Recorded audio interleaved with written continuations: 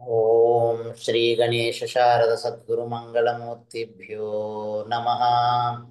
ఓం సహనావతు సహనౌ భునక్తు సహ వీర్యం కరవావహై తేజస్వినౌ అధీతమస్తు మా విద్విషావహై. ఓం శాంతి శాంతి శాంతి. అథ కృష్ణయజుర్వేదీయ కఠోపనిషత్ కఠోపనిషత్ ద్వితీయ అధ్యాయము తృతీయ వల్లి.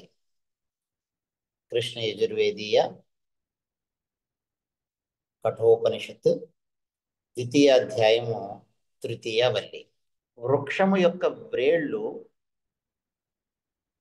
భూమిలోన అంతర్నిహితములై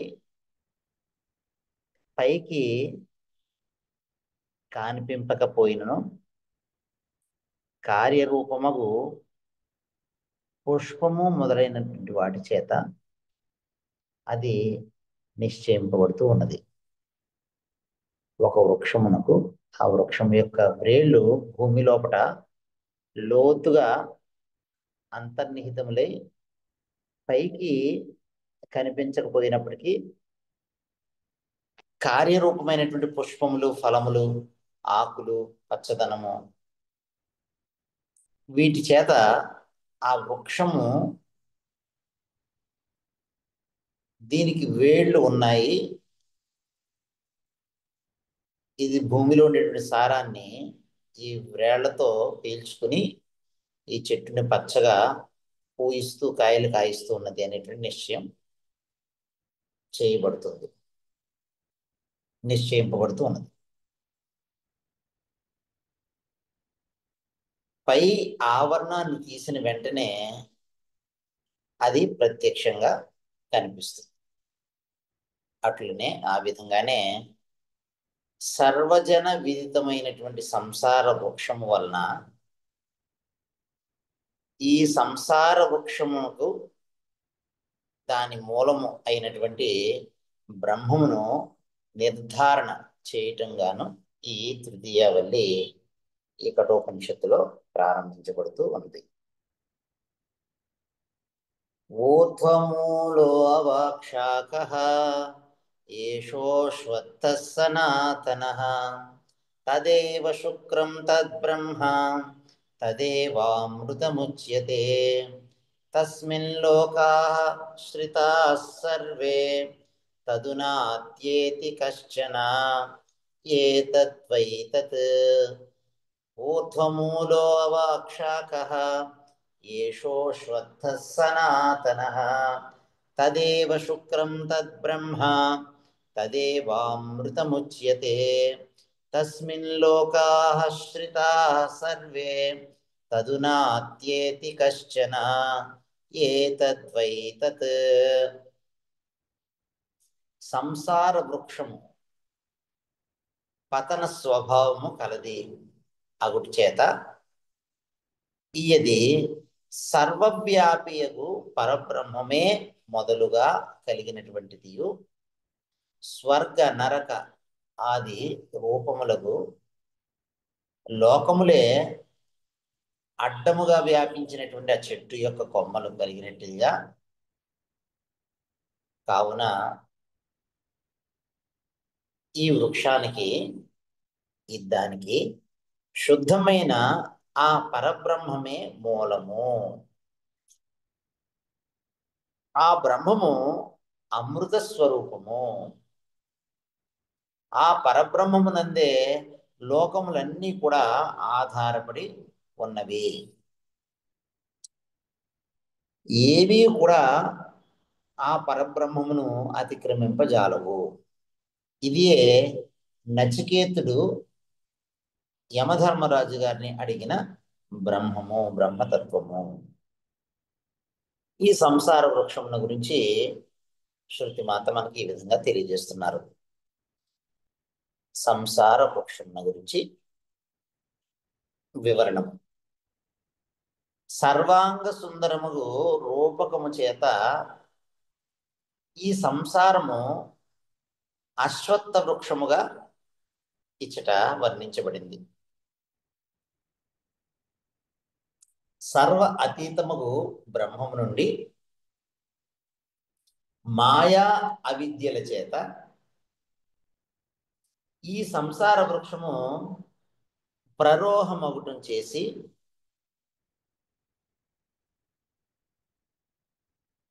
దాని వ్రేళ్ళు ఊర్ధ్వమున అంటే పై భాగమున ఉన్నట్లా చమత్కరించబడింది. మామూలుగా అన్ని చెట్లకి భూమి లోపట వ్రేళ్ళు ఉంటాయి, భూమికి పైన వృక్షం ఉంటుంది. కానీ ఈ సంసారము అనేటువంటి వృక్షమును ఊర్ధ్వం పైన వ్రేళ్ళు, కిందన ఆ చెట్ల యొక్క కొమ్మలు ఇత్యాదులు ఉన్నట్టుగా కల్పన చేయబడింది, చమత్కరించబడింది. సర్వ అతీతమైనటువంటి పరబ్రహ్మము నుండి మాయా అవిద్యల చేత ఈ సంసార వృక్షము ప్రరోహము అవటం చేసి ఈ సంసార వృక్షము యొక్క వ్రేళ్ళు, దాని వ్రేళ్ళు ఊర్ధ్వమున ఉన్నట్లు పైన ఉన్నట్లు చమత్కరించబడింది. ఖడ్గము చేత ఛేదింపదగినది అని వృక్షమునకు శబ్దార్థం. ఖడ్గము చేత ఛేదింపదగినది అని వృక్షము అనేటువంటి శబ్దానికి అర్థం. జ్ఞాన ఖడ్గము చేత ఛేదన యోగ్యము అవడం చేత, నరకటానికి యోగ్యము అవడం చేత ఈ సంసార వృక్షము అని ఈ సంసార వృక్షం అని వర్ణించబడింది. ఖడ్గం చేత ఛేదింపదగింది వృక్షం అనేటువంటి శబ్దార్థాన్ని అనుసరించి ఇక్కడ జ్ఞానం అనేటువంటి ఖడ్గము చేత నరకడానికి యోగ్యం అవడం చేత, ఛేదన చేయడానికి యోగ్యం అవడం చేత ఇక్కడ సంసారము వృక్షము అని వర్ణించబడింది. ఈ సంసార వృక్షమునకు అజ్ఞానము ప్రారంభము. ఈ సంసారం అనేటువంటి వృక్షానికి ప్రారంభము అజ్ఞానం. అజ్ఞానం వల్ల ఈ సంసార వృక్షం అనేటువంటిది ప్రారంభం అవుతుంది. ఎలా అయితే ఒక విత్తనం ఉంటే విత్తనంలోంచి మొలకొచ్చి ఆ మొలక ఆ మొక్కగా మారి చెట్టు అవుతుందో, అలా ఈ అజ్ఞానము అనేటువంటిది ఈ సంసార వృక్షానికి ప్రారంభం. స్థావరాదులు అంటే చెట్లు మొదలైనవి, స్థావరాదులు అంతము.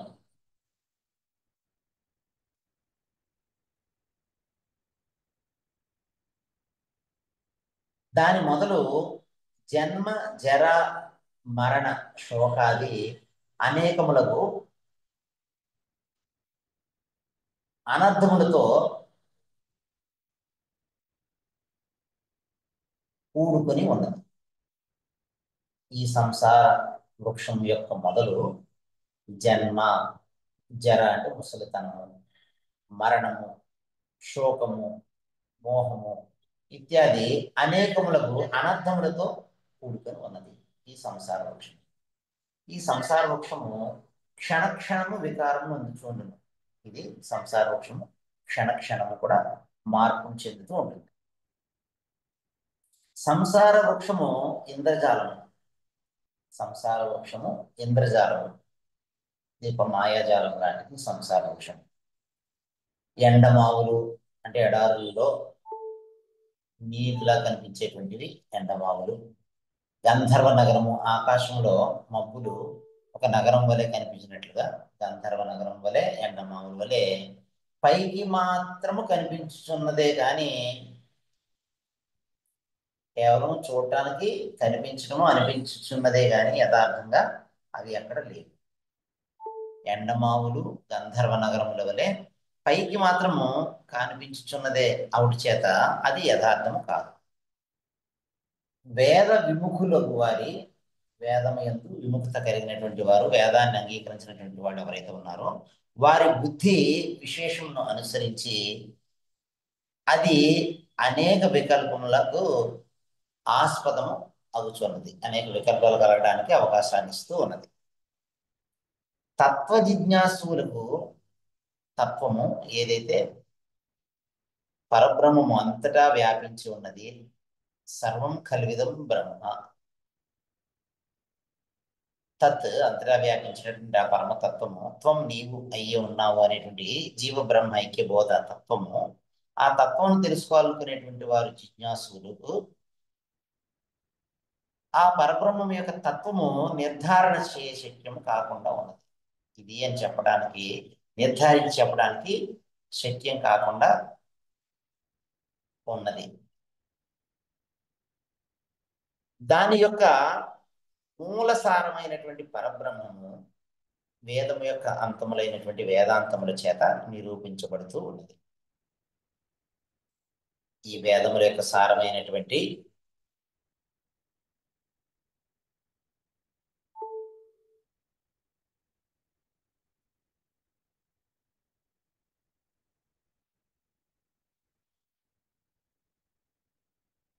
వేదముల యొక్క సారమైనటువంటి ఈ వేదాంతములు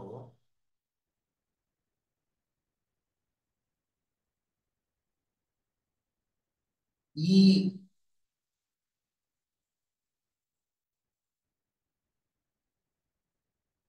సమస్తమునకు దాని యొక్క మూల సారమైనటువంటి పరబ్రహ్మము వేదాంతముల చేత నిరూపించబడుచు ఉన్నది. ఈ సంసార వృక్షము అవిద్య, కామ, కర్మములు అనేటువంటి బీజముల నుండి ఉత్పన్నమవుతూ ఉన్నది. ఈ సంసారం అనేటువంటిది అవిద్య, అవిద్య వలన కోరిక, కామన, కామన వలన చేసేటువంటి కర్మము, ఆ కర్మ వలన వచ్చేటువంటి ఫలితము, దాన్ని అనుభవించడానికి వచ్చేటువంటి శరీరాలు అనేటువంటి ఈ పరంపర వలన ఈ సంసార వృక్షం అనేటువంటిది అవిద్య, కామ, కర్మములను అనేటువంటి బీజముల విత్తనముల నుండి ఉత్పన్నం అవుతూ ఉన్నది. జ్ఞాన క్రియాశక్తి ఆత్మకుడు హిరణ్యగర్భుడు జ్ఞాన శక్తి క్రియాశక్తి ఆత్మకుడైనటువంటి హిరణ్యగర్భుడు, ఆ హిరణ్యగర్భ బ్రహ్మము ఈ సంసార వృక్షం అంకురము, చిన్న మొలక. ప్రాణిజాలము యొక్క లింగ శరీరము, ఈ ప్రాణిజాలం ఏదైతే ఉందో ఈ ప్రాణికోటికి సంబంధించినటువంటి దాని యొక్క సూక్ష్మ శరీరము, లింగ శరీరము ఆ హిరణ్య గర్భునికి స్కందము అంటే కొమ్మ. తృష్ణ అంటే దాహం, దాహం వేసినప్పుడు జలసేచనం.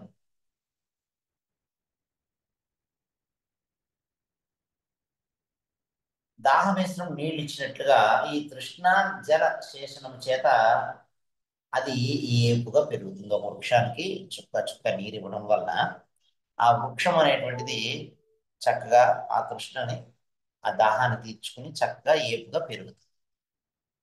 తృష్ణా జల సేచనము చేత అది ఆ సంసార వృక్షము ఏపుగా పెరుగుతుంది. బుద్ధి, ఇంద్రియములు దానికి చిగురుటాకులు వంటివి. ఈ బుద్ధి, ఇంద్రియములు అనేటువంటివి దానికి చిగురుటాకులు. శృతి, స్మృతి, న్యాయ, విద్య ఉపదేశములు, శృతి, స్మృతి, న్యాయము, విద్య ఉపదేశములు ఆ సంసార వృక్షమునకు ఆకులు. యజ్ఞము, దానము, తపస్సులు మొదలైనటువంటి సత్కర్మములు సుశోభితములైనటువంటి ఆ సంసార వృక్షమునకు పుష్పములు. సుఖ దుఃఖ వేదనలు, సుఖ వేదనము, దుఃఖ వేదనము ఆ సంసార వృక్షము యొక్క రసము. ప్రాణికోటి నిత్యము ఆ సంసార వృక్షము యొక్క ఫలాన్ని అనుభవించుచూ ఉన్నది. ప్రాణికోటి సమస్తము నిత్యము ఆ సంసార వృక్షము అనేటువంటి వృక్షం యొక్క ఫలాల్ని అనుభవించుచూ ఉన్నది. ఫల తృష్ణ జలము చేత దృఢముగా ఆరూఢములై సాత్విక, రాజసిక, తామసిక ఈ సాత్వికాది భావన సమ్మిశ్రములు అయినటువంటి కర్మవాసనలు ఆ సంసార వృక్షం యొక్క మొదటి కొమ్మలు. సత్యాది సప్తలోకములు భూ భువ, సువహ, మహ, జన, తపః, సత్యం అనేటువంటి ఈ సప్తలోకముల యందలి భూతములను ఈ సత్యాది సప్తలోకముల యందలి ఉండేటువంటి భూతములు అనేటువంటి పక్షులకు అది ఆ సంసార వృక్షము ఆవాస స్థానం. ప్రాణిజాతములు సంతోష అనుభవ సమయమున సరిపేటువంటి నృత్య గీతాది సుస్వనముల చేతను దుఃఖ సముద్భూతములు ఆర్తత నిమిత్తములైనటువంటి దీన ఆలాపన నినాదముల చేతను అది ఆ సంసార వృక్షము సంకులారావ సంభరితం. ఆ సంసార వృక్షము అది సంకులారావ సంభరితం. సర్వ ఉపనిషత్ ఉపదిష్టమైనటువంటి జీవ బ్రహ్మ ఐక్య జ్ఞానమే ఈ సంసార వృక్షమును దీనిని ఛేదింపగల అప్రజాతమైనటువంటి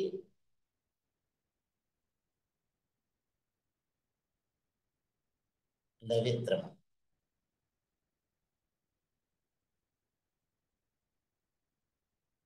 సర్వ ఉపనిషత్ ఉపదిష్టమైనటువంటి జీవ బ్రహ్మ ఐక్య జ్ఞానమే ఈ సంసార వృక్షాన్ని ఛేదించగల అప్రహితమైనటువంటి లవిత్రము.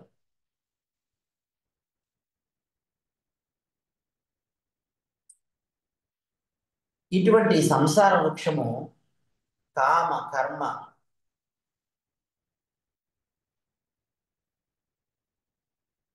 వాతేరితమై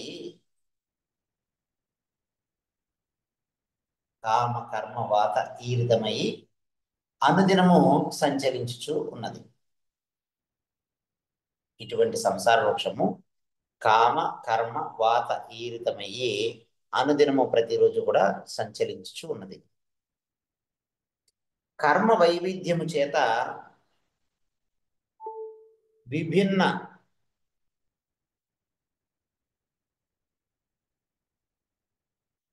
కర్మ వైవిధ్యం చేత విభిన్న మార్గ ప్రవృత్తములైనటువంటి స్వర్గ నరక తిర్యక్ ప్రేతాదులు అనేకము అనేక ముఖ వినిశ్రుతములైనటువంటి ఆ సంసార వృక్షం యొక్క శాఖలు. కర్మ వైవిధ్యం చేత విభిన్న మార్గ ప్రవృత్తములైనటువంటి ఈ స్వర్గము నరకము తిర్యక్ ప్రేతాదులు, స్వర్గములు నరకములు తిర్యక్ జంతువులు అలాగే ప్రేతాదులు అనేక ముఖ వినిశ్రుతములైనటువంటి దాని అవాక్ శాఖలు. అంటే పెద్ద కొమ్మలకి ఇవి చిన్న కొమ్మలు. అనాది దీనికి ఆది అనేటువంటిది లేదు. అనాది అవడం చేత ఈ సంసార వృక్షము చిరకాల ప్రవృత్తం. ఇది చాలా కాలం నుంచి అనాది కాలం నుంచి ఈ సంసార వృక్షం అనేటువంటిది ఉండడం చేత చాలా కాలం ఇది ప్రవృత్తమై ఉన్నట్టు మనకు అనిపిస్తుంది.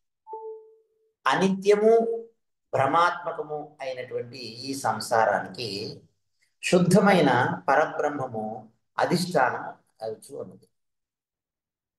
ఈ అనిత్యము భ్రమాత్మకమైనటువంటి ఈ సంసారానికి శుద్ధమైన పరబ్రహ్మమే అధిష్టానం అవుతూ ఉన్నది.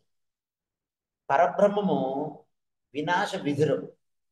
ఈ పరబ్రహ్మం అనేటువంటిది నాశనం చేయటానికి సాధ్యం కానటువంటిది.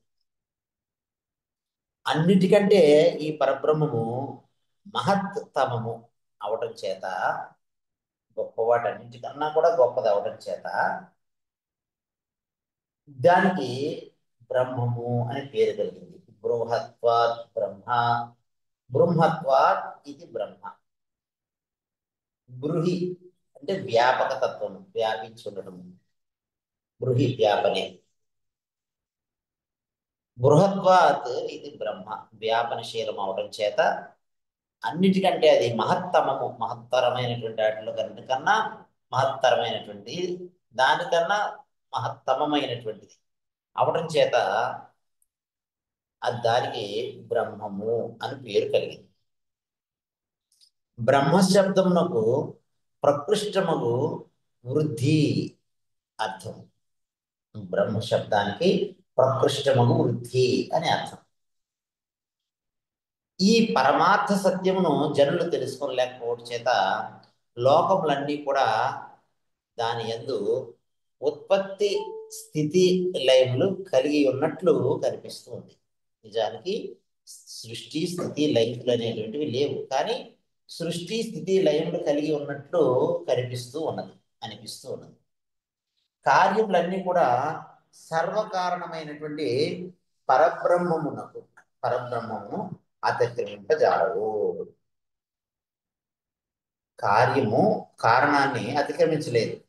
అందువలన కార్యములన్నీ కూడా సర్వకారణమైనటువంటి పరబ్రహ్మమును అతిక్రమింపజాలవు.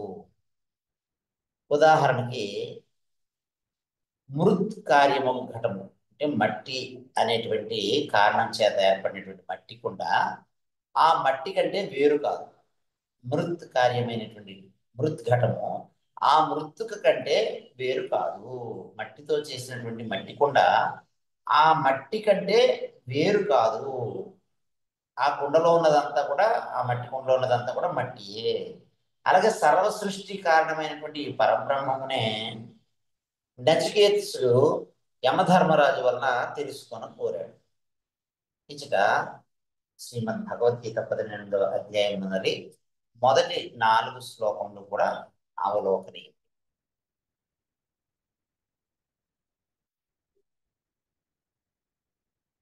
పరబ్రహ్మమే సమస్త ప్రపంచమునకు కారణము నియామకము అవుతున్నది అని ఇక్కడ 2వ మంత్రంలో చెప్పబడుతూ ఉన్నది.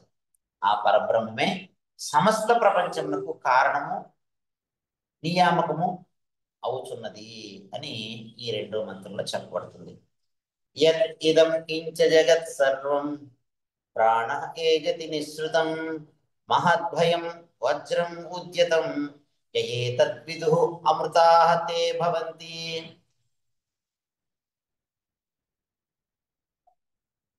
యదిదం కించ జగత్ సర్వం ప్రాణ ఏజతి నిశ్రుతం మహద్భయం వజ్రం ఉద్యతం యః ఏతద్విదు అమృతాః తే భవంతి.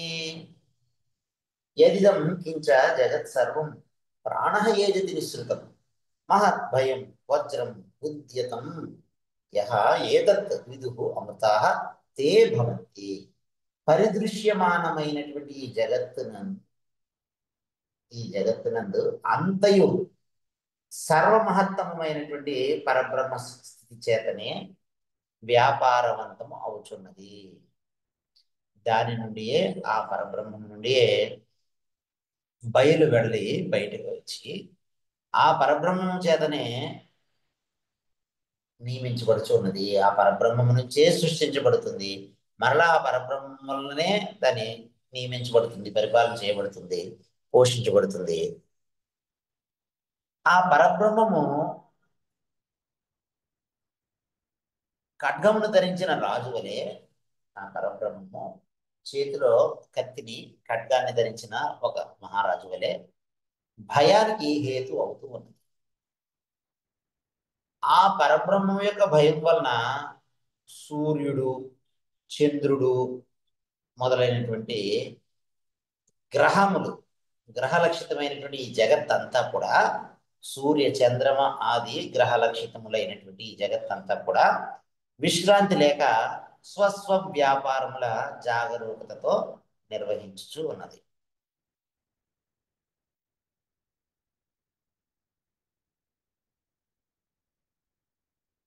నియమ నిబద్ధమైనటువంటి జగత్తునకు అంతకి కూడా ఒక నియమనకర్త ఉండి తీరవలేము. నియమబద్ధమైనటువంటి ఈ జగత్తునకు అంతటికీ కూడా ఒకానొక నియమనకర్త ఉండి తీరవలేను. ఆ విధంగా కానట్లయితే అట్లు కానిచో జీవితము అసంభవము అవుతుంది. సూర్య చంద్రమ పృథివ్యాది, సూర్యుడు, చంద్రుడు, పృథివీ, భూమి మొదలైనటువంటి గ్రహములు నిర్ణీత నిజ పథ అనువర్తులు కాకపోవడం చేత వాటికి పరస్పరము సంఘటనము తటస్థింపవలసి ఉంటుంది. ఈ సూర్యుడు, చంద్రుడు, భూమి, ఈ గ్రహ మండలాన్ని, నక్షత్ర మండలాన్ని నియమించేవాడే లేకపోయినట్లయితే అవి ఒకదానికొకటి గుర్తుకుని ఢీకొట్టి పరస్పర సంఘటనను తటస్థింపవలసి వస్తూ ఉంటుంది. కానీ అలా జరగడం లేదు. ఒక నియమనకర్త ఉండటం వలన అలా ఒకదానితో ఒకటి ఢీకొనకుండా వాటి వాటి కక్షల్లో అవి తిరిగేటట్లుగా వాటి పనులను జరిపించేటట్టుగా నియమించేటువంటి ఒక కర్త ఉన్నారు. సర్వభూతములు ఆ పరమాత్మ యొక్క అతని వశవర్తులు అవటం చేత సర్వభూతములు అతని వశవర్తులు అవటం చేసియే ఇటువంటి ఇక్కట్లు, కష్టాలు కలగకుండా, ఎటువంటి ప్రమాదాలు కలగకుండా జీవితము సురక్షితము అవుతూ ఉన్నది. అశేష జగద్భరణ కార నిర్వహణ సమర్థము, సర్వజ్ఞము, సర్వశక్తిమంతము అయినటువంటి ఈ మహత్తమ పదార్థము పరబ్రహ్మమే కావలేము. ఈ పరబ్రహ్మమునకు ఎన్ని విశేషణాలు చెప్పారో చూడండి. అశేష జగత్, భరణం అంటే పోషించడం, భార నిర్వహణం వాటి యొక్క నిర్వహణ బాధ్యతని వహించడం. అశేష జగత్ భరణ భార నిర్వహణ సమర్థము, సర్వజ్ఞము, సర్వశక్తిమంతము, సర్వవ్యాపకము అయినటువంటి ఈ మహత్తమ పదార్థము పరబ్రహ్మమే కావలేను. ఇటువంటి పరబ్రహ్మము ఉన్నది అని ఎరిగిన వారు, తెలిసిన వారు, ఇటువంటి పరబ్రహ్మము ఉన్నది అని ఎరిగిన వారు అమృతులు, అమరణ ధర్ములు అవుతున్నారు. ఇటువంటి పరబ్రహ్మము సర్వశక్తిమంతుడైనటువంటి సృష్టి స్థితి లయంలో కారణమైనటువంటి ఆ పరబ్రహ్మము ఉన్నది అని తెలుసుకున్నటువంటి వారు అమృతులు అవుతున్నారు. అమరణ ధర్మాలు, ఇటువంటి మరణము లేనటువంటి అమరణ ధర్మాన్ని చెందిన వారు అవుతున్నారు అని ఇక్కడ మనకి రెండో మంత్రంలో తెలియజేశారు. ఒక మూడో మంత్రంలో పరబ్రహ్మము యొక్క జగత్ నియంతృత్వమును విశదీకరిస్తూ ఉన్నారు. పరబ్రహ్మము యొక్క జగత్ యొక్క నియంతృత్వం, ఎలా దీన్ని నియమిస్తున్నారు, ఎలా చేయగలుగుతున్నారు అనే విషయాన్ని ఇక్కడ ఈ మంత్రంలో, మూడో మంత్రంలో శృతిమాత మనకు తెలియజేస్తున్నారు. పరబ్రహ్మము యొక్క జగత్ నియంతృత్వాన్ని విశదీకరించు ఉన్నారు. యమధర్మరాజు నచికేతునికి పరబ్రహ్మము యొక్క జగత్ యొక్క నియంతృత్వాన్ని గురించి విశదీకరిస్తూ ఉన్నారు.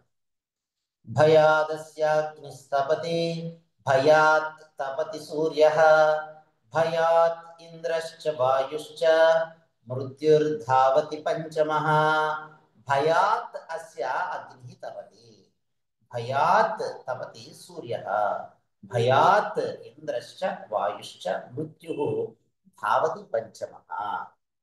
ఈ పరబ్రహ్మం యొక్క భయం వలనే, ఇతని భయం వలనే అగ్ని దహించుతూ ఉన్నది, అగ్ని కాల్చగలుగుతూ ఉంది. సూర్యుడు ప్రకాశిస్తూ ఉన్నాడు. వాయువు, ఇంద్రుడు, మరణ కారణమైనటువంటి మృత్యుదేవత వారి వారి యొక్క స్వస్వ వ్యాపార నిర్వహణ చేయటం యందు అప్రమత్తులై ప్రవర్తించుతూ ఉన్నారు. ఇచ్చట మనకి తైత్తిరీయ ఉపనిషత్తులో చెప్పబడినటువంటి 2వ వల్లిలో 8వ మంత్రము మనం చూడాలి. ఇప్పుడు 4వ మంత్రం గురించి శృతిమాత ఈ విధంగా చెప్తున్నారు. ఇటువంటి పరబ్రహ్మమును జీవితం ఉండగానే తెలుసుకోవడానికి త్వరపడవలేను అని చెప్తూ ఉన్నారు. ఇటువంటి పరబ్రహ్మమును జీవితం ఉండగానే, జీవించి ఉండగానే తెలుసుకోవడానికి త్వరపడాలి, తెలుసుకోవడానికి ప్రయత్నం చేయాలి అని ఇక్కడ యమధర్మరాజు గారు నచికేతుడు చెప్తూ ఉన్నారు 4వ మంత్రంలో. యహ చేత్ అషట్ బోద్ధుం, ఇహ చేత్ అషటత్ బోద్ధుం, ప్రాక్షరీరస్య విశ్రసః, తతః సర్గేషు లోకేషు శరీరత్వాయ కల్పతే ఇహ చేత్ అశకత్ పోద్ధుం ప్రాక్షరీరస్య విశ్రసః తతః సర్గేషు లోకేషు శరీరత్వాయ కల్పతే. ఇటువంటి పరబ్రహ్మమును శరీర పతనకు పూర్వమే, అంటే మరణించడానికి పూర్వమే, ముందే మరణించకుండానే జీవించి ఉండగానే, ఈ శరీరముతో జీవించి ఉండగానే తెలుసుకోవడానికి శక్తుడైనట్లయితే అలాంటి వాడు సంసారము నుండి విముక్తుడు అవుతాడు. ఈ జనన మరణ రూపమైనటువంటి సంసార చక్రం నుండి విముక్తుడు అవుతాడు. ఈ పరబ్రహ్మమును శరీర పతనానికి పూర్వం, ముందే, ఈ శరీరం పడిపోక ముందే, మరణం సంభవించడం కన్నా ముందే, ఈ శరీరంలోనే జీవించి ఉండగానే ఎవరైతే ఈ పరబ్రహ్మం తెలుసుకోవడానికి సమర్థులు అవుతారో అలాంటి వాళ్ళు ఈ సంసారం నుండి విముక్తులు అవుతారు అని చెప్తున్నారు. ఆ విధంగా తెలుసుకున్న జాలని వాడు, అలా తెలుసుకోకుండా ఉన్నటువంటి వాడు ఎవరైనా ఉంటే స్పష్టములైనటువంటి ఈ స్వర్గాది లోకములు పాలవుతాడు. వాడు ఈ బ్రహ్మం చేరకుండా ఆ చేసినటువంటి కర్మను బట్టి యథా కర్మ యథాశ్రుతం ఆయా లోకాలకు వెళ్ళవలసి వస్తుంది. ఆ లోకాలు పాలవుతాడు. కనుక ఈ శరీరము అనేటువంటి ఈ ఫలము రాలిపోవడానికి పూర్వమే, పడిపోవడానికి పూర్వమే, ఎలా అయితే ఒక పండు చెట్టుని పండినప్పుడు ఎలా అయితే చెట్టు నుంచి విడిపడిపోతుందో, అలాగే ఈ శరీరం అనేటువంటి కర్మఫల ప్రారంభ ఫలమైనటువంటి ఈ శరీరం అనేటువంటిది పడిపోకముందే, రాలిపోకముందే ఆత్మబోధకు ప్రయత్నించవలను అని ఇక్కడ యమధర్మరాజు గారు నచికేతుని ఉద్దేశించి చెప్తున్నారు అందరికీ. ఇలా 4వ మంత్రం పూర్తయింది. ఇప్పుడు 5వ మంత్రం గురించి. ఆత్మదర్శనము, స్వాత్మ దర్శనము ఈ జన్మమునందైతే, ఈ జన్మమునందు అంటే ఈ మానవ జన్మమునందు అయినంత సులభంగా బ్రహ్మలోక ఇతర లోకములు ఏవైతే ఉన్నాయో మిగిలిన లోకముల యందు కానేరదు. అంత సులభంగా ఆత్మదర్శనము వేరే లోకాల్లో కావడానికి అవకాశం లేదు అనే విషయాన్ని ఇక్కడ సోదాహరంగా స్పష్టం చేస్తూ ఉన్నారు. ఆత్మదర్శనము ఈ జన్మమునందు, ఈ మానవ జన్మమునందు ఆత్మదర్శనం అయినంత సులభంగా మరే ఇతర లోకంలో, అంటే బ్రహ్మలోకం కానీ బ్రహ్మేతర లోకమైనటువంటి లోకాలు ఏవైతే ఉన్నాయో ఆ లోకంలో లేదు కానీ అంత సులభంగా ఆత్మదర్శనం కావడానికి అవకాశం లేదు అనే విషయాన్ని ఇక్కడ స్వాధారంగా 5వ మంత్రంలో చెబుతున్నారు. యమధర్మరాజు గారు నచికేతునికి ఈ విధంగా చెప్తున్నారు. యథా ఆదర్శే తథా ఆత్మని, యథా స్వప్నే తథా పితృలోకే, యథాప్సు పరీవద్ అదృశే తథా గంధర్వలోకే ఛాయా తపయోరివ బ్రహ్మలోకే. యథా ఆదర్శే తథా ఆత్మని, యథా స్వప్నే తథా పితృలోకే, యథా అప్సు పరీవత్ అదృశే తథా గంధర్వలోకే ఛాయా తపయోః ఇవ బ్రహ్మలోకే. ఆదర్శే అంటే అద్దం, దర్పణం. దర్పణం నందు ప్రతిబింబము స్పష్టంగా కనబడినట్లు, అద్దంలో మన ప్రతిబింబం స్పష్టంగా కనబడినట్లు నిర్మలమైనటువంటి బుద్ధి కలవానికి ఈ జన్మమునందే, ఈ మానవ జన్మమునందే ఆత్మదర్శనము కాగలదు. అంత స్పష్టంగా ఆత్మదర్శనం కాగలదు. జాగ్రత్త వాసనలే స్వప్న రూపమున ఉద్భవం అవడం చేత, జాగ్రత్త అవస్థలో మనం ఈ లోకాన్ని అనుభవించినప్పుడు కలిగినటువంటి స్వప్న రూపమైనటువంటి ఆ వాసనలు శబ్దస్పర్శ రూపరసగంధాత్మకమైనటువంటి వాసనలు,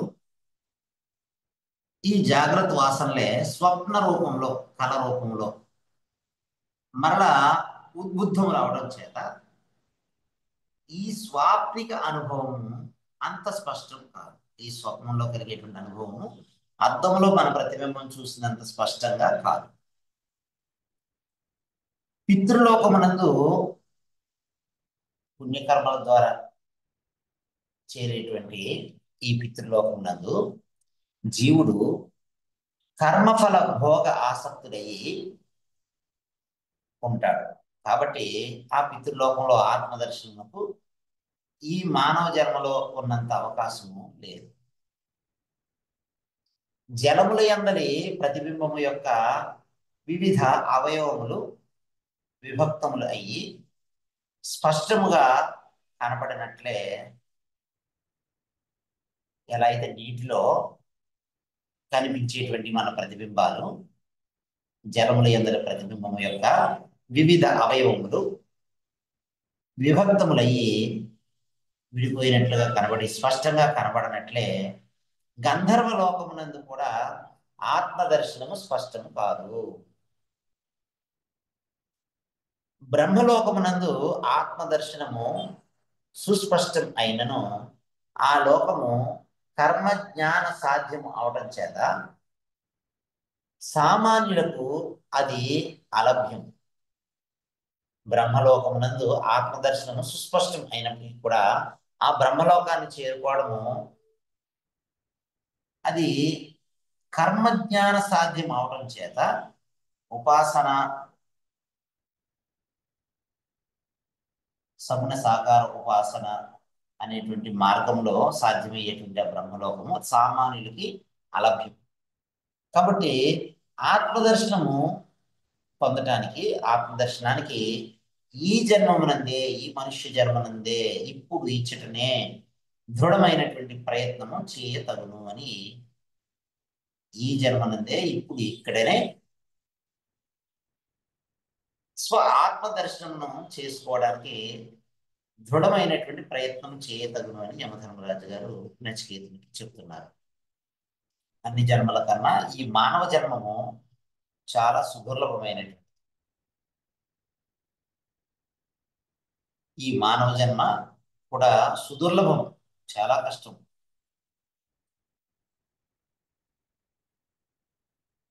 దుర్లభం ఏతత్రయం మనుష్యత్వం ముముక్షుత్వం మహాపురుష సంశ్రయం అని చెప్పినట్లుగా ఈ మానవ జన్మ కూడా చాలా సుదుర్లభమైనటువంటిది, దొరకదు. దొరికినటువంటి ఈ మానవ జన్మను ఉపయోగించుకుని ఆత్మదర్శనం చేసుకోవడానికి దృఢమైనటువంటి ప్రయత్నం ఇప్పుడు ఇచ్చుటనే చేయవలేను అని నచికేతునికి యమధర్మరాజు గారు చెప్తూ ఉన్నారు, మనందరినీ ఉద్దేశించి. మానవ జన్మము ఆత్మదర్శనానికి ఉత్తమం కాలము అని చూపి అటువంటి దర్శన ఉపాయాన్ని, దర్శనం చేసుకునేటువంటి మార్గాన్ని చూపుతూ ఉన్నారు ఈ 6వ మంత్రంలో. మానవ జన్మము ఆత్మదర్శనానికి ఉత్తమ కాలం అని, ఆత్మదర్శనం చేసుకోవాలనుకునేటువంటి వాడికి ఈ మానవ జన్మ కాలము చాలా ఉత్తమమైనటువంటిదని, అటువంటి ఆత్మదర్శన మార్గాన్ని, ఉపాయాన్ని చూపుతూ ఉన్నారు ఈ 6వ మంత్రంలో. ఇంద్రియాణం పృథగ్భావం ఉదయాస్తమయౌ చయత్ పృథక్ ఉత్పద్యమానానాం మత్వా ధీరో న శోచతే. ఆకాశ వాయు అగ్ని జల పృథివీ భూతముల యొక్క, ఆకాశము, వాయువు, అగ్ని, జలము, పృథివీ అనేటువంటి పంచభూతముల యొక్క సత్వ అంశం నుండి వరుసగా మనకి శ్రోత్ర, త్వక్, చక్షు, జిహ్వ, ఘ్రాణములు ప్రత్యేకముగా ఉత్పన్నములు అవుతున్నవి. ఈ ఆకాశము, వాయువు, అగ్ని, జలము, పృథివీ అనేటువంటి పంచభూతముల యొక్క సత్వ అంశము నుంచి వరుసగా శ్రోత్రము అంటే చెవి, కర్ణము, త్వక్ అంటే చర్మము, చక్షు అంటే నేత్రములు, కళ్ళు, జిహ్వ అంటే నాలుక, ఘ్రాణములు, ఇవి ప్రత్యేకంగా ఉత్పన్నం అవుతున్నాయి. ఆకాశం యొక్క సాత్విక అంశం నుండి శ్రోత్రము చెవి, వాయువు యొక్క సాత్విక అంశం నుండి ఈ త్వక్ చర్మము, అగ్ని యొక్క సాత్విక అంశం నుండి చక్షువు ఈ కళ్ళు, జలము యొక్క సత్వాంశం నుండి జిహ్వ నాలుక, భూమి పృథివీ యొక్క సత్వాంశం నుండి ఘ్రాణం ప్రత్యేకంగా ఉత్పన్నం అవుతున్నాయి. ఇవన్నీ కూడా జాగ్రత్త అవస్థ యందు, ఇప్పుడు మనం లేచి ఉన్నటువంటి కాలం యందు, జాగ్రత్త అవస్థ యందు వ్యాపారవంతం. ఇవన్నీ కూడా జాగ్రత్త అవస్థలో వాటి వాటి పనులు చేయగలుగుతాయి. స్వప్నావస్థ అలాగే సుషుప్తి అవస్థ యందు ఈ పంచ జ్ఞానేంద్రియాలు, ఈ పంచభూతముల నుంచి సత్వాంశం నుంచి వచ్చినటువంటి ఈ పంచ జ్ఞానేంద్రియాలు వాటి పనులను ఏమి చేయలేవు. స్వప్నావస్థలో, కలగనే సమయంలో, అలాగే గాఢ నిద్రలో సుషుప్తి యందు నిర్వ్యాపారం, ఇవి వాటి పనులు ఏమి చేయలేవు. మనస్సు జాగ్రత్త స్వప్నముల యందు జాగరూకతతో ఉండినా కూడా సుషుప్తి యందు నిర్వ్యాపారం అవుతుంది. సుషుప్తి అవస్థలో ఈ మనసు ఏం చేయలేకపోతుంది. స్వప్నావస్థలో, జాగ్రత్త అవస్థలో, ఈ రెండు అవస్థల్లో జాగరూకతతో ఉన్నటువంటి ఈ మనస్సు గాఢ సుషుప్తి అవస్థ యందు, గాఢ నిద్ర యందు ఏమి నిర్వ్యాపారం అవుతుందంటే ఏ పని చేయలేకపోతుంది ఈ మనస్సు. జాగ్రత్త, స్వప్న, సుషుప్తి అనేటువంటి ఈ మూడు అవస్థల యందు ఆత్మ మాత్రము ప్రబుద్ధమై ఉంటుంది. ఈ మూడు అవస్థల్లో జాగ్రత్త అవస్థలోనూ ఆత్మ ఉంటుంది, స్వప్న అవస్థలోనూ ఆత్మ ఉంటుంది, సుషుప్తి అవస్థలోనూ ఆత్మ ఉంటుంది. అందువలన ఈ మూడు అవస్థల యందు, జాగ్రత్త, స్వప్న, సుషుప్తి అవస్థల యందు ఆత్మ మాత్రము ప్రబుద్ధమై అది జాగ్రత్తమయ్యి ఉంటుంది. అందువలన ఆత్మ ఇంద్రియముల కంటే భిన్నము. ఈ ఇంద్రియములన్నీ కూడా ఆత్మ కన్నా భిన్నము. ఆత్మ వలన ఈ ఇంద్రియాలని పనిచేయగలుగుతున్నాయి. అందువలన ఆత్మ ఈ ఇంద్రియముల కంటే భిన్నము. ఆ ఆత్మ యొక్క తేజస్సు చేతనే అవభాసితముల అయ్యి, అతని తేజస్సు చేతనే అవభాసితములైనటువంటి ఇంద్రియములు శబ్ద, స్పర్శ, రూపరసగంధాది విషయముల యందు వ్యవహరించుచు ఉండాలి.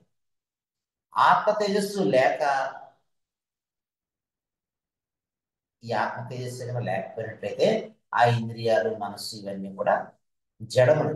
అవన్నీ కూడా ఆత్మ తేజస్సు లేకపోతే అవన్నీ కూడా జడములు, అనృతములు. ఆత్మ తేజస్సు ధ్రువము, అజము. ఆత్మ తేజస్సు అనేటువంటిది ఎప్పుడు స్థిరంగా ఉండేటువంటిది, అజము. దానికి జన్మ లేదు, ఎప్పుడు ఉండేటువంటిది, సర్వకాల సర్వస్థలో ఉండేటువంటిది. ఈ విషయమును గ్రహించిన ఆత్మకుశలుడు దుఃఖాన్ని పొందడు. ఈ విధంగా ఆత్మ అనేటువంటిది, ఆత్మ తేజస్సు అనేటువంటిది ధ్రువమైనటువంటిది, అజన్మమైనటువంటిది అనే విషయం గ్రహించినటువంటి ఆత్మకుశలుడైనటువంటి వాడు దుఃఖాన్ని పొందడు అని 6వ మంత్రంలో తెలియజేశారు. ఇప్పుడు 7వ మంత్రంలో ఆత్మ సర్వమునకు ప్రత్యేగాత్మ అని, ఆత్మ సర్వానికి ప్రత్యేగాత్మ అని,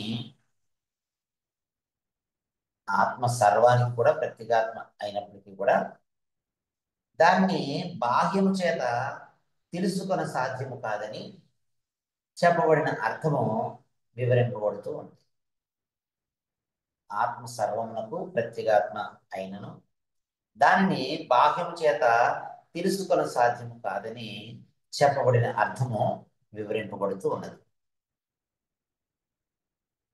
ఇంద్రియేభ్యః పరం మనః, మనసః సత్వం ఉత్తమం, సత్వాత్ అధిమహాన్ ఆత్మా, మహతో అవ్యక్తం ఉత్తమం, అవ్యక్తాత్ పరః పురుషః, వ్యాపకః అలింగః ఏవ చ, యం జ్ఞాత్వా ముచ్యతే జంతుః అమృతత్వం చ గచ్చతి. ఇంద్రియేభ్యః పరం మనః,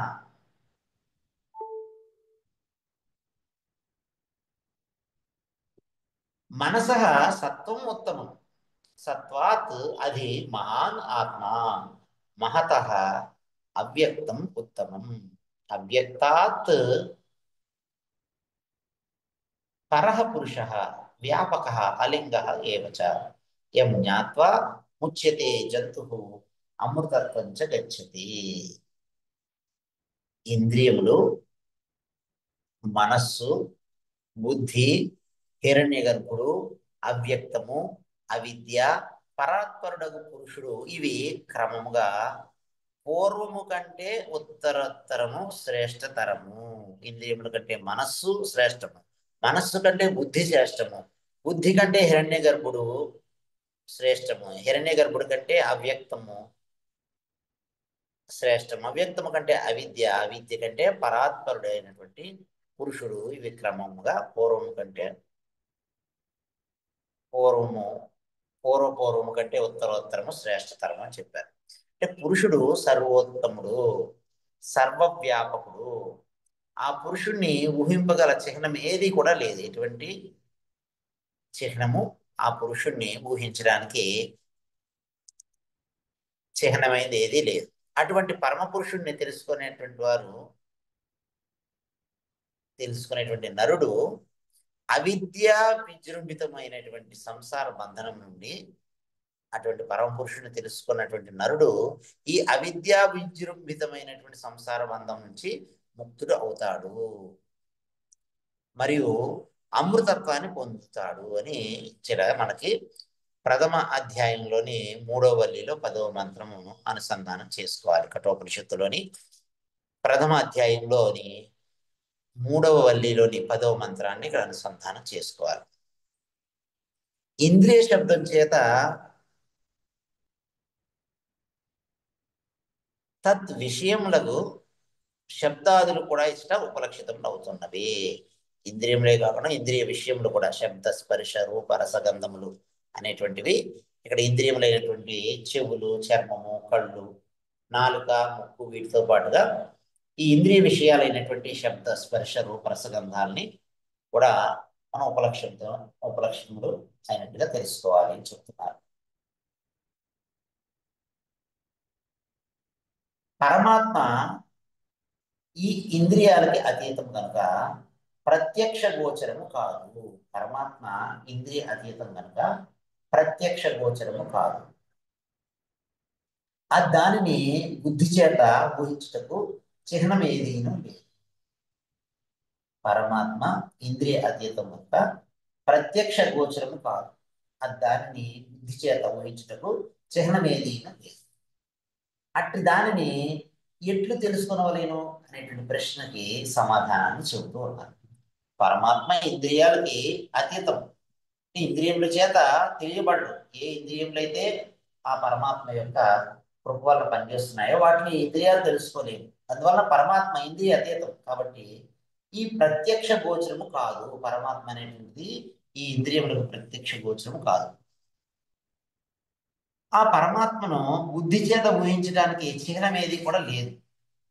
బుద్ధియే ఆ పరమాత్మ వలన నిశ్చయించగలుగుతుంది కాబట్టి ఆ బుద్ధి ఆ పరమాత్మను తెలుసుకోలేదు. కాబట్టి ఆ పరమాత్మను తెలుసుకోవడం, దాన్ని బుద్ధి చేత ఆ పరమాత్మను ఊహించడానికి చిహ్నం ఏది కూడా లేదు. అటువంటి దాన్ని ఏ విధంగా ఎట్లు తెలుసుకొనవలేను అనేటువంటి ప్రశ్నకు సమాధానంగా ఇక్కడ ఈ మంత్రంలో 9వ మంత్రంలో నచికేతసునికి యమధర్మరాజు గారు బోధిస్తూ ఉన్నారు. న సందృశే తిష్టతి రూపమస్య న చక్షుషా పశ్యతి కశ్చనైనం హృదా మనీషా మనసాభిక్లుప్తః యః ఏతద్ విదుః అమృతాః తే భవంతి. న సందృశే తిష్టతి రూపమస్య న చక్షుషా పశ్యతి కశ్చనైనం హృదా మనీషా మనసోభిక్లుప్తః య ఏతద్ విదురామృతాస్తే భవంతి.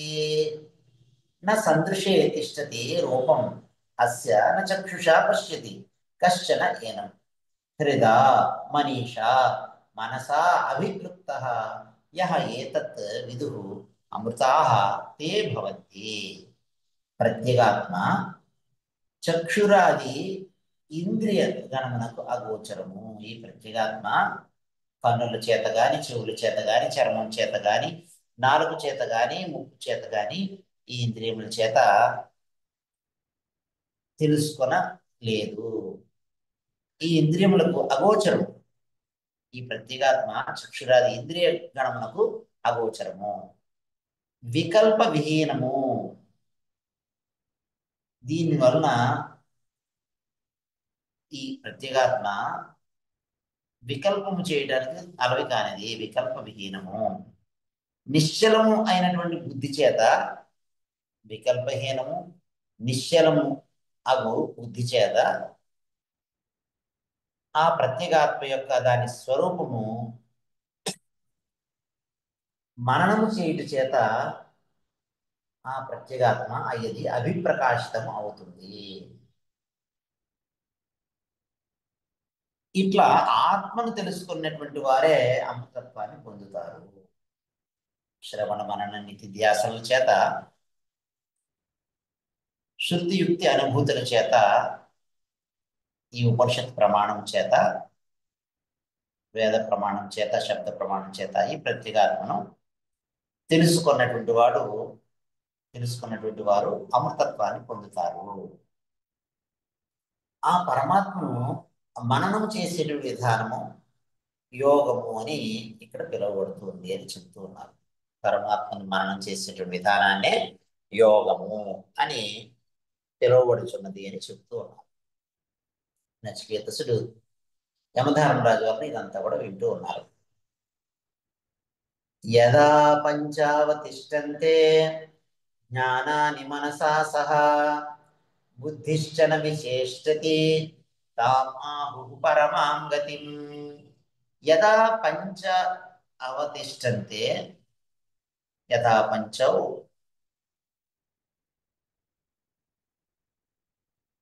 యథా పంచ అవతిష్టంతే జ్ఞానాని మనసా సహ బుద్ధిశ్చ న విచేష్టతి తాం ఆహుః పరమాం గతిం. ఎప్పుడు శ్రోత్రాది జ్ఞాన ఇంద్రియ పంచకము శబ్దాది స్వవిషయముల నుండి మరలి సంకల్ప వికల్ప దూరమైనటువంటి మనస్సుతో కూడా అంతఃప్రవిష్టమయ్యి ఆత్మయందే నిలిచి ఉండునో, ఎప్పుడు బుద్ధి స్వవ్యాపారం నందు చలింపక నిశ్చేష్టితముగా ఉంటుందో అటువంటి ఉత్కృష్టమైనటువంటి స్థితి పరమగతి అని విద్వాంసులు చెబుతూ ఉన్నారు. ఈ స్థితి, ఇటువంటి ఉత్కృష్టమైనటువంటి స్థితి పరమగతి జాగ్రత్త స్వప్న సుషుప్తుల కంటే విలక్షణమైనటువంటి సమాధి అవస్థ అవుతుంది. ఈ స్థితిని జాగ్రత్త అవస్థ కాదు, స్వప్న అవస్థ కాదు, సుషుప్త అవస్థ కాదు, ఈ మూడు అవస్థల కంటే విలక్షణమైనటువంటి దాన్ని సమాధి అవస్థ అని అన్నారు. ఇటువంటి ఉత్కృష్టమైనటువంటి స్థితి పరమగతిని సమాధి అవస్థ అని అన్నారు.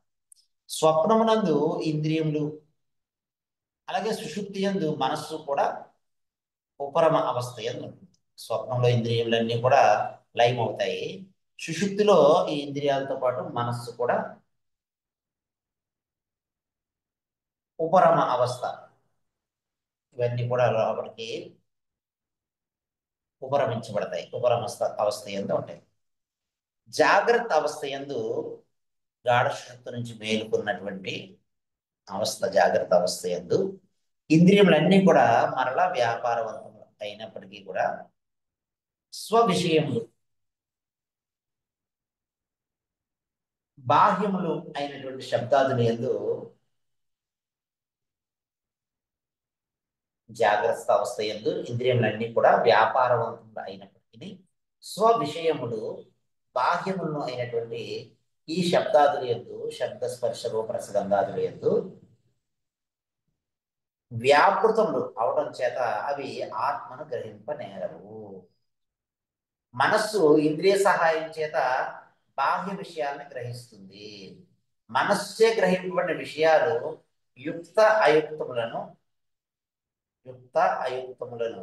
బుద్ధి విచారించి ఏవి మంచివి, ఏవి మంచివి కాదు అనేటువంటివి, ఏవి అనుకూలమైనవి, ఏవి అనుకూలమైనవి కావు అని మరలా ఈ యుక్త అయుక్తములను బుద్ధి విచారించి తత్ అనుకూలమైనటువంటి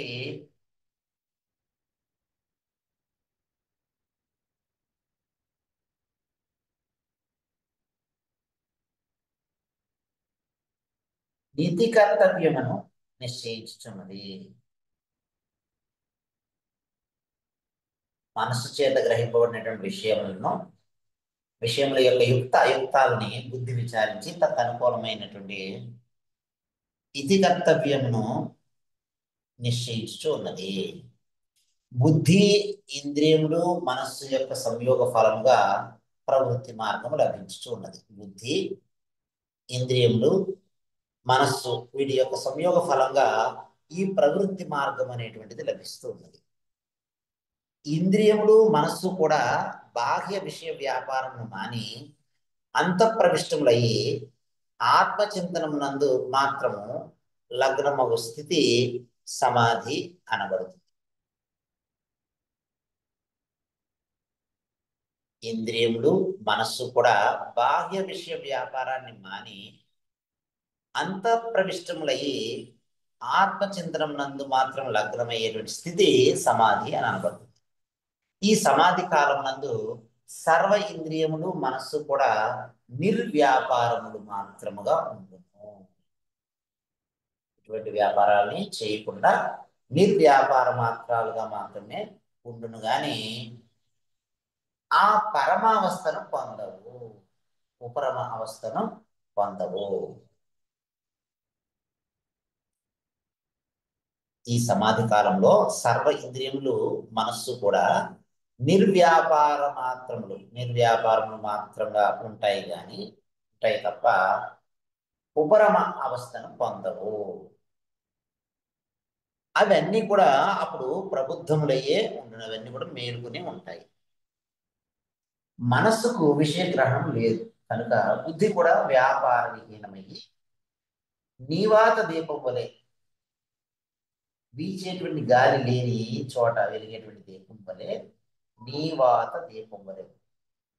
నీవాత అంటే వాత అంటే గాలి, నీ అంటే లేనటువంటి, వీచే గాలి లేనటువంటి చోట వెలిగేటువంటి దీపము వలె నిశ్చేష్టముగా ఎటువంటి కదలికలు లేకుండా ఎటువంటి చేష్టలు లేకుండా ఉంటుంది.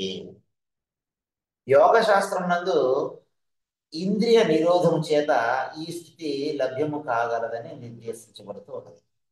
యోగ శాస్త్రం నందు ఇంద్రియ నిరోధము చేత ఈ స్థితి లభ్యము కాగలదు అని నిర్దేశించబడుతూ ఉన్నది. ఆత్మదర్శన సాధనమైనటువంటి నిధిధ్యాసనము ఇంద్రియ నిరోధ ప్రముక్తము.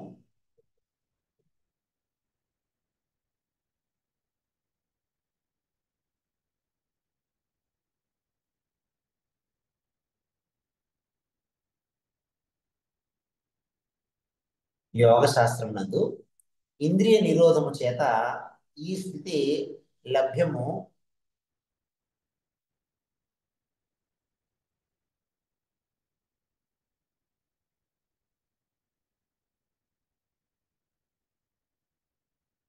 యోగ శాస్త్రం నందు ఇంద్రియ నిరోధము చేత ఈ స్థితి లభ్యము కాగలదని నిర్దేశింపబడుచు ఉన్నది. ఆత్మదర్శన సాధనమైనటువంటి నిధిధ్యాసనము ఇంద్రియ నిరోధ ప్రయుక్తం కాదు. ఆత్మదర్శన సాధనమైనటువంటి నిధిధ్యాసనము ఇంద్రియ నిరోధ ప్రయుక్తం కాదు. ఈ ఇంద్రియ నిరోధము చేత లభించినటువంటి అంతర్దృష్టి నిరోధం పోయిన ఉత్తర క్షణము వెంటనే చేప చుట్టు వలె బాహ్య దృష్టిగా మారుతుంది. ఒక చుట్టిన చేపని అలా విడిచిపెట్టగానే ఎలా అయితే మరలా వచ్చేస్తుందో అలా ఈ ఇంద్రియ నిరోధం చేత లభించేటువంటి అంతర్దృష్టి ఈ ఇంద్రియ నిరోధం పోయినప్పుడు వెంటనే ఏ క్షణంలో అయితే ఇంద్రియ నిరోధం అనేటువంటిది పోతుందో ఆ మరుక్షణమే మళ్ళా చేప చుట్టూ వదిలితే అలా చేప మళ్ళీ బయటకు వచ్చేస్తుంది. అలా ఈ బాహ్య దృష్టిగా మారిపోతుంది. అందువలన చిరంతనమైనటువంటి అభ్యాస పాఠవము చేత ఇంద్రియములు మనోబుద్ధులు కూడా బాహ్య ప్రచారము మాని నిరోధము లేక అంతఃప్రవిష్టములయ్యి యథేచ్ఛమున ఆత్మ ఏక లగ్నములైనటువంటి స్థితి సమాధి అనబడుతుంది. చిరంతనము అంటే ఎటువంటి ఆటంకములు లేకుండా నిరంతరముగా సాగేటువంటి ఈ అభ్యాస పాఠం చేత ఈ అభ్యాసం వలన ఈ ఇంద్రియాలు మనస్సు బుద్ధి కూడా ఈ బాహ్య ప్రచారాన్ని మాని బయటికి వెళ్ళి ఈ బాహ్య ప్రపంచంలో ఉండేటువంటి ఈ ప్రచారాలన్నీ మానేసి నిరోధము లేక అంతఃప్రవిష్టములయ్యి యథేచ్ఛమున ఆత్మ ఏక లగ్నములు అయ్యేటువంటి స్థితి దీన్ని సమాధి అని అనబడుతుందని చెప్పారు. ఇటువంటి ఆత్మ ఏక లగ్నమే నిధిధ్యాసనము. ఇటువంటి ఆత్మ ఏక లగ్నం అయ్యేటువంటి స్థితిని నిధిధ్యాసనం అన్నారు. యోగం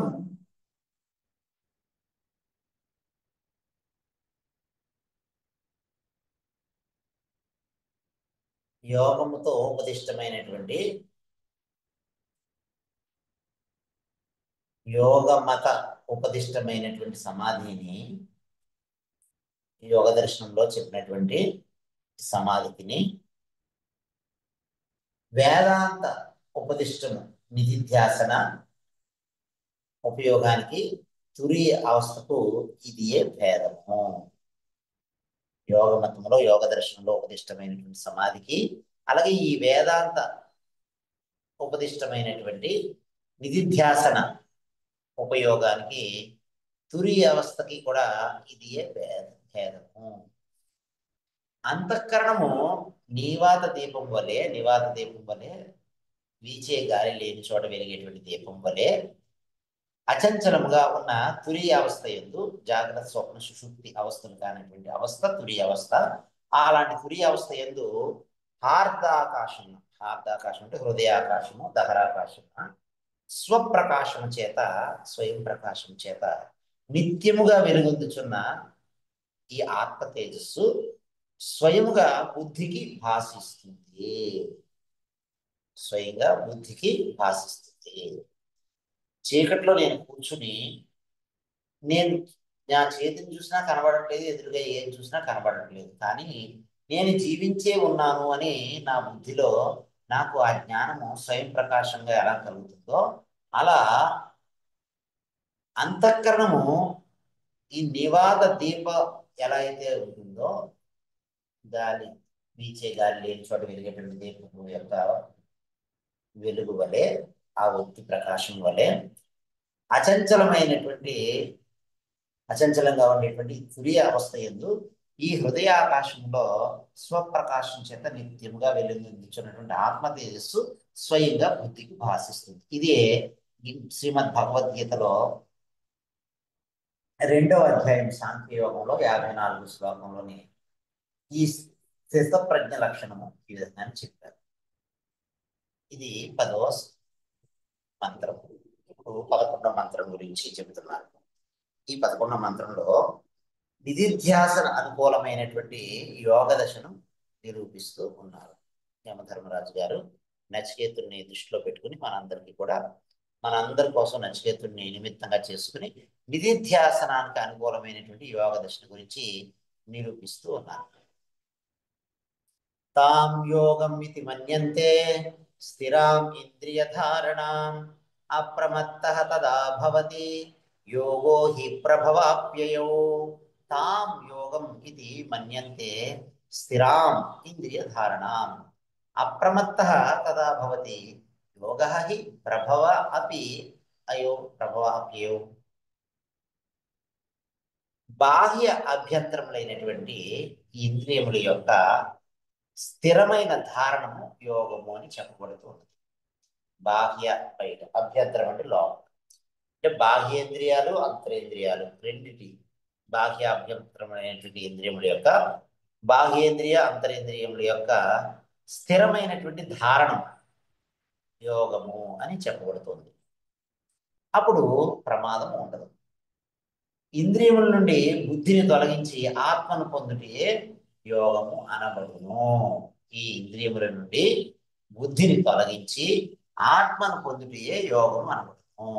ఈ ఇంద్రియములు ఏ చైతన్యం, ఏ ఆత్మ చైతన్యం వలన ఈ ఇంద్రియములు తమ తమ వ్యాపారాలు చేయగలుగుతున్నాయో ఆ చైతన్యాన్ని, ఈ బుద్ధిని తొలగించి ఆత్మని పొందటమే ఇక్కడ యోగము అని చెప్పారు. యోగ కాలమున సర్వ అనర్థ సంయోగ వియోగము కలుగుతుంది. ఈ యోగ కాలమున సర్వ అనర్థ సంయోగ వియోగం కలుగుతుంది. అవిద్యా కల్పితమైనటువంటి ప్రపంచము అసత్యము అన్న దృఢ జ్ఞానం చేత చిత్త విక్షేపమునకు అవకాశము లేదు. అవిద్యా కల్పితమైనటువంటి ప్రపంచము అనిత్యము అని, అసత్యము అని, మిథ్య అనేటువంటి దృఢ జ్ఞానం చేత చిత్త విక్షేపమునకు అవకాశం లేదు. ఎప్పుడైతే మనం ఈ అవిద్యా కల్పితమైనటువంటి ప్రపంచం అంతా కూడా అనిత్యము, ఈ అవిద్యా కల్పితమైనటువంటి ప్రపంచం అంతా కూడా అసత్యము, అవిద్యా కల్పితమైనటువంటి ప్రపంచం అంతా కూడా మిథ్య అనేటువంటి దృఢమైనటువంటి జ్ఞానం చేత ఈ చిత్త విక్షేపం అనేటువంటిది తొలగిపోతుంది. ఈ చిత్త విక్షేపానికి అవకాశం లేదు. సర్వ ప్రవృత్తి విరహమైనటువంటి సర్వ ప్రవృత్తి విరహం అవడం చేత ప్రమాదానికి తావు లేదు, ప్రమాదం జరగడానికి అవకాశం లేదు. ఎందుకంటే సర్వ ప్రవృత్తి విరహం అవడం చేత, దూరం అవడం చేత ఈ ప్రమాదానికి ఎటువంటి ఆధారం లేదు. రాగము ద్వేషం, ఈ రాగద్వేషాదులు లేకుండా చేత ఈ చిత్తము నిర్మలంగా ఉంటుంది. ఈ రాగద్వేషాదులు లేకుండా ఉండడం వలన చిత్తము నిర్మలంగా ఉండగలుగుతుంది. రాగము ద్వేషము, లోభము మోహము, కామము క్రోధము, లోభము మోహము ఇత్యాదులు లేకపోవడం చేత ఈ చిత్తము, ఈ అంతఃకరణము నిర్మలంగా ఉంటుంది. నీటితో తుడిచినటువంటి అద్దం వలె మురికితో కప్పబడినటువంటి అద్దాన్ని చక్కగా తడి బట్టతో తుడిచినప్పుడు, శుభ్రంగా కడిగినప్పుడు ఆ మురికిపోయి ఎలా అయితే ప్రతిబింబం స్పష్టంగా కనబడుతుందో అలాంటి అద్దం వలె నీటితో తుడిచిన అద్దము వలె నిర్మలముగా ఉన్నటువంటి బుద్ధికి పరమాత్మ యొక్క తేజస్సు గోచరము కాగలదు. ఇప్పుడు అలాంటి బుద్ధికి, నిర్మలమైనటువంటి బుద్ధికి, నిశ్చలమైనటువంటి బుద్ధికి పరమాత్మ యొక్క తేజస్సు గోచరం అవుతుంది. అందువల్లనే ఇది పరమగతి అని 10వ మంత్రంలో వర్ణించబడింది. ప్రభవము అనగా మనస్సు, ప్రభవం అనగా మనస్సు. బ్రహ్మమునందు లగ్నం ఒకటి కూడా ఆప్యయము, బ్రహ్మమునందు లగ్నం అవుతాయి. ఆప్యయము అనగా మనస్సు ఈ శబ్ద స్పర్శ రూపరసగంధాది విషయాల నుండి, శబ్దాదుల నుండి నివర్తించేవి కూడా యోగము అనుకుంటాము అని 11వ మంత్రంలో యమధర్మరాజు గారు నచికేతుని నిర్దేశించి చెప్పారు. ఇప్పుడు ఈ 12వ మంత్రంలో మనస్సు మొదలైనటువంటి మనః ఆది ఇంద్రియములు వ్యాపారవంతములకి విషయగ్రహణం చేసినప్పుడు, శబ్ద స్పర్శ రూపరసగంధములైన విషయముల యొక్క గ్రహణం చేసినప్పుడు ఇది ఇది అని విషయ జ్ఞానం కలుగుతుంది. ఇది శబ్దము, ఇది స్పర్శము, ఇది రూపము, ఇది రసము, ఇది గంధము అని విషయ జ్ఞానం కలుగుతుంది.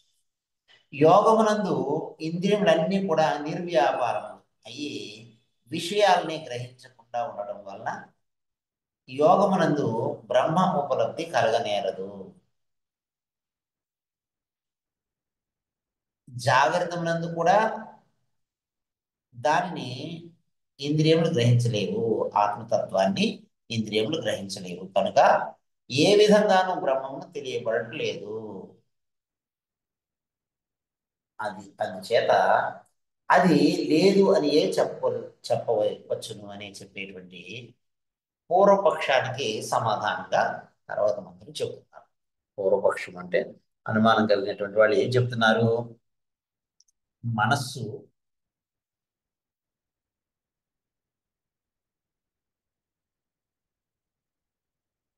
మొదలైనటువంటి ఇంద్రియములు వాటి యొక్క వ్యాపారవంతం అయ్యి విషయ గ్రహణం చేసినప్పుడు ఇది ఇది అనేటువంటి విషయ జ్ఞానం కలుగుతుంది కదా.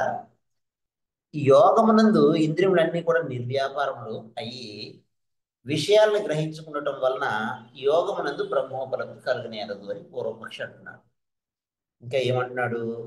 జాగ్రత్తమునందు కూడా, అంటే జాగ్రత్త అవస్థ యందు కూడా ఆ ఆత్మతత్వాన్ని ఇంద్రియములు గ్రహించలేవు కాబట్టి ఏ విధంగా అయినా సరే ఈ బ్రహ్మము తెలియబడటం లేదు, ఈ బ్రహ్మము తెలియబడదు అంటున్నాడు పూర్వపక్షి. అందుచేత ఈ బ్రహ్మము లేదు అనే చెప్పవచ్చు కదా, బ్రహ్మము లేదు అని చెప్పొచ్చు కదా అంటాడు ఈ పూర్వపక్షి. సమాధానం దానికి చెబుతూ 12వ మంత్రంలో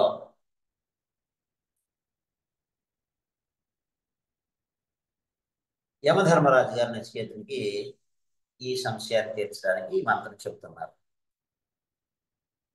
నైవ వాచా న మనసా ప్రాప్తుం శక్యో న చక్షుషా అస్తి ఇతి భ్రువతోన్యత్ర కథం తత్ ఉపలభ్యతే న ఏవ వాచ న మనసా ప్రాప్తుం శక్య న చక్షుషా అస్తి ఇతి భ్రువతః అన్యత్ర కథం తత్ ఉపలభ్యతే. ఆత్మ సర్వ ఇంద్రియ అతీతము. ఆత్మతత్వము అన్ని ఇంద్రియాల కన్నా అతీతం, అంటే అన్ని ఇంద్రియాలు పనిచేయడానికి ఆధారంగా ముందు నుంచి ఉన్నటువంటిది.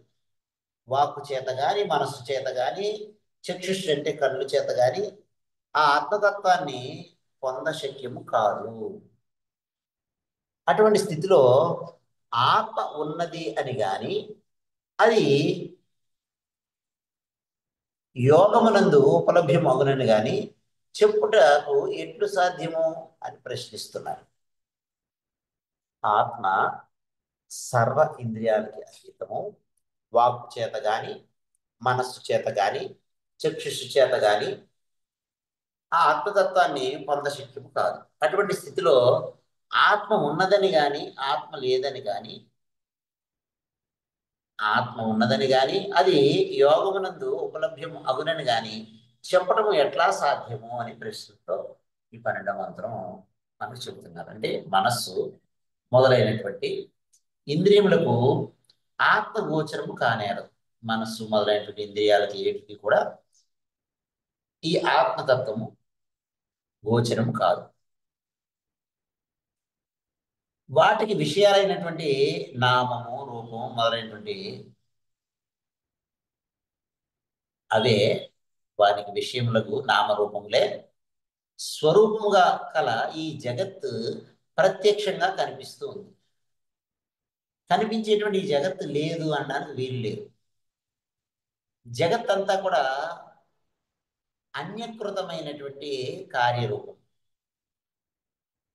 ఈ జగత్ అంతా కూడా అన్యకృతమైనటువంటి కార్యరూపం.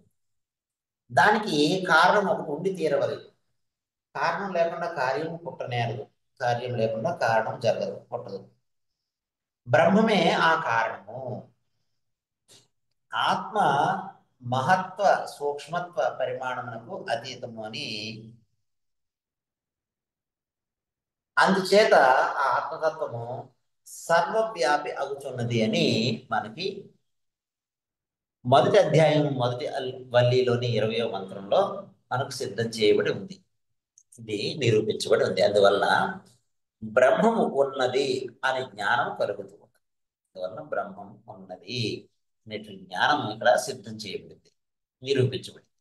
అందువలన బ్రహ్మము ఉన్నది అనేటువంటి జ్ఞానం కలుగుతూ ఉన్నది. బ్రహ్మ అస్తి అనేటువంటి జ్ఞానం కలుగుతూ ఉంది. ప్రపంచం అంతా కూడా అసత్యమని దాని బుద్ధి నుంచి తొలగించిన నాడు కూడా ఈ బ్రహ్మ అస్తిత్వము ప్రసిద్ధం. ఈ బ్రహ్మ అస్తిత్వ జ్ఞానము బుద్ధి నుంచి తొలగిపోనేరదు. ఇది బుద్ధి నుంచి తొలగిపోదు. ప్రపంచమంతా కూడా సత్యము అని దాని బుద్ధి నుంచి తొలగించిన నాడు కూడా ఈ బ్రహ్మ అస్తిత్వ జ్ఞానం బుద్ధి నుంచి తొలగిపోనేరదు. కారణం లేకుండా కార్యము అప్రసిద్ధం. కారణం లేకుండా కార్యం అనేటువంటిది జరగటం లేదు. ఇది లోకంలో ప్రసిద్ధి. కార్యము ప్రత్యక్షంగా కనిపిస్తూ ఉన్నది కనుక కారణం ఉండి తీరవలేను అనేటువంటి జ్ఞానము స్థిరంగా ఆరూఢమవుతుంది. కార్యము అసత్యము అనే జ్ఞానము చేత అది బుద్ధి నుండి తొలగిపోయినా కూడా కారణ అస్తిత్వ జ్ఞానము మాత్రము బుద్ధి నుండి తొలగిపోదు. కార్యమైనటువంటి సర్పము, త్రాడు యందు ఆరోపించబడినటువంటి సర్పము, కార్యమైనటువంటి సర్పము అనిత్యము, అసత్యము, మిథ్య అనేటువంటి జ్ఞానం చేత సర్వ భ్రాంతి జ్ఞానము పోయిన తర్వాత కల్పించబడినటువంటి ఇది పాము అనేటువంటి భ్రాంతి జ్ఞానము తొలగిపోయిన తర్వాత రజ్జువే ఉన్నది, తాడుయే ఉన్నది అనేటువంటి రజ్జు జ్ఞానము, యథార్థ జ్ఞానము బుద్ధి యందు స్థిరం అవుతుంది. తాడుయే ఉన్నది. నేను పాము అని భయపడడానికి కల్పించడానికి ముందు అది తాడుగానే ఉంది. నేను ఇది పాము అని భ్రమపడి భయపడినప్పుడు అక్కడ తాడే ఉంది. ఇప్పుడు దీపం వెలుగు చేత ఇది త్రాడే, ఇది పాము కాదు, ఇది త్రాడే అని తెలుసుకున్నప్పుడు కూడా అక్కడ త్రాడే ఉన్నది. అందువలన కార్యమైనటువంటి సర్పము అసత్యము అనేటువంటి జ్ఞానము చేత సర్వభ్రాంతి జ్ఞానము పోయిన తర్వాత రజ్జువే తాడే ఉన్నది అనేటువంటి జ్ఞానము బుద్ధి యందు స్థిరమవుతుంది. సమాధి యందు నిర్వ్యాపారంగా ఉన్నటువంటి సమయమున బాహ్య విషయ గ్రహణ వ్యాపారము మాత్రము లేదు కానీ, సమాధి యందు నిర్వ్యాపారముగా ఉన్న సమయంలో బాహ్య విషయ గ్రహణ వ్యాపారము మాత్రం లేదు కానీ, సర్వకారణమైనటువంటి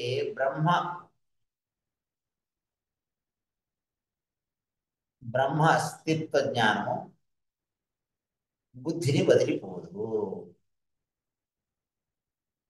సమాధి యందు నిర్వ్యాపారముగా ఉన్నటువంటి సమయంలో బాహ్య విషయ గ్రహణ వ్యాపారం మాత్రం లేదు కానీ, సర్వకారణమైనటువంటి బ్రహ్మము యొక్క అస్తిత్వ జ్ఞానము బుద్ధిని వదిలిపోదు.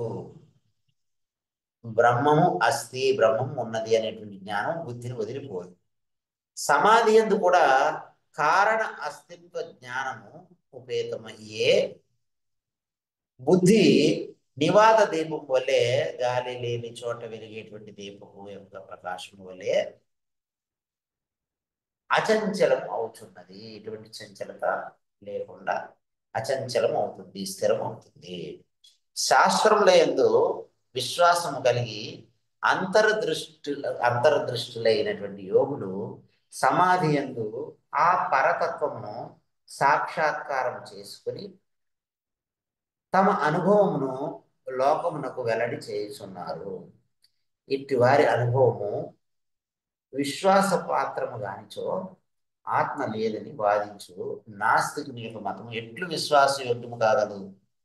ఇటువంటి వారి అనుభవము విశ్వాసపాత్రం కాకపోతే దీన్నే విశ్వసిస్తారు. ఇటువంటి వారి యొక్క అనుభవాన్నే విశ్వాసపాత్రం అవుతుంది. అంతే తప్ప ఆత్మ లేదు, బ్రహ్మం లేదు అని వాదించేటువంటి వారి యొక్క నాస్తికుని యొక్క అభిమతము ఏ విధంగా విశ్వాసయోగ్యం కాగలదు. కనుక నాస్తికవాదము అనేటువంటిది ఇక్కడ విశ్వాసయోగ్యం కాదు అని తెలియజేశారు ఈ 12వ మంత్రంలో. ఇప్పుడు 13వ మంత్రంలో కనుక ఆ బ్రహ్మ అస్తిత్వ బుద్ధి చేత ప్రవర్తించు వారికే ఆత్మ సాక్షాత్కారం కాగలదు అని చెప్తూ ఉన్నారు. బ్రహ్మ అస్తిత్వ బుద్ధి చేత ప్రవర్తించు వారికే ఆత్మ సాక్షాత్కారము కాగలదని చెప్పుచున్నారు. అస్తి ఇది ఏవోపలబ్ధవ్యః తత్వభావేన చోభయోః. అస్తి ఇది ఏవోపలబ్ధస్య తత్వభావః ప్రసీదతి. అస్తి ఇత్యేవోపలబ్ధవ్యః తత్వభావేన చోభయోః. అస్తి ఇత్యేవోపలబ్ధస్య తత్వభావః ప్రసీదతి. అస్తి ఇది ఏవ ఉపలబ్ధవ్యః తత్వభావేన చ ఉభయోః. అస్తి ఇది ఏవ ఉపలబ్ధస్య తత్వభావః ప్రసీదతి. స ఉపాధిక, సోపాధిక, నిరుపాధికము. సోపాధికమైనటువంటి బ్రహ్మము, నిరుపాధికమైనటువంటి బ్రహ్మము కలదు అని భావము ఉన్నప్పుడే ఆత్మ ఉపలబ్ధి కాగలదు. ఆత్మ సోపాధికమైనటువంటి బ్రహ్మము అలాగే నిరుపాధికమైనటువంటి బ్రహ్మము కలదు అనేటువంటి భావం ఉన్నప్పుడే ఆత్మ ఉపలబ్ధి కాగలదు. అస్తిత్వ భావ ఉపలబ్ధి చేత నిరుపాధికమైనటువంటి బ్రహ్మము ప్రసన్నం అగును. అస్తిత్వ భావ ఉపలబ్ధి చేత నిరుపాధికమైనటువంటి బ్రహ్మము ప్రసన్నం అవుతుంది. త్రాటి యందు కల్పించబడినటువంటి సర్పం వలె, రజ్జునందు త్రాడునందు కల్పించబడినటువంటి సర్పం వలె బ్రహ్మమునందు మాయ చేత జగత్తు కల్పించబడుతూ ఉన్నది. సాయంకాలము ఉండవలసినంత వెలుగు లేకపోవడం చేత మంద వెలుతురులో త్రాడును చూసి పాము అని భయపడినటువంటి ఒకానొక వ్యక్తి వలె ఆ త్రాడులో తాత్కాలికముగా కల్పితముగా ఒక సర్పం ఉన్నదని భ్రమపడినటువంటి వాడి వలె త్రాటి యందు కల్పిత సర్పం వలె ఈ బ్రహ్మమునందు కూడా మాయ చేత యథార్థ బ్రహ్మజ్ఞానము లేకపోవడం చేత మాయ చేత ఈ జగత్ అనేటువంటిది కల్పితమైనటువంటి జగత్తు కల్పించబడుతూ ఉంది. అందువలన బ్రహ్మము మాయ ఉపాధికం అవుతున్నది. అందువలన బ్రహ్మము మాయ ఉపాధికం అవుతుంది. మాయకు ఉపాధిని కల్పిస్తుంది ఈ బ్రహ్మ. అమృతత్వ ప్రాప్తి హేతువునకు బ్రహ్మము నిరుపాధికం. అమృతత్వ ప్రాప్తి హేతువైనటువంటి బ్రహ్మానికి నిరుపాధికం. ఈ దానిలో ఎటువంటి ఉపాధి మాయా ఉపాధి లేకుండా ఉండేదాన్ని నిరుపాధిక బ్రహ్మం అని అన్నారు. సోపాధిక నిరుపాధిక బ్రహ్మముల రెండింటిలో జగత్ కార్యత్వ హేతువు చేత సోపాధిక బ్రహ్మ అస్తిత్వము ఊహించవచ్చు.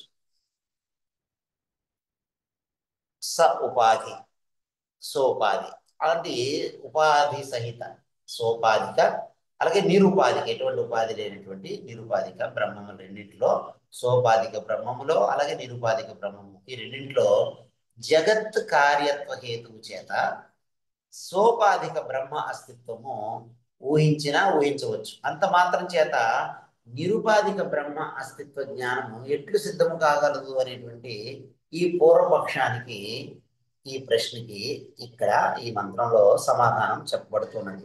నిర్గుణ బ్రహ్మ జ్ఞానం ఇక్కడ ఈ మంత్రంలో చెప్పబడుతున్నది. మాయా కల్పితమైనటువంటి జగత్ కార్యం బట్టి మాయా కల్పితమైనటువంటి ఈ జగత్ యొక్క కార్యం బట్టి కారణమైనటువంటి సోపాధిక ఆత్మ అస్తిత్వ జ్ఞానము నిశ్చయం కలుగుతుంది.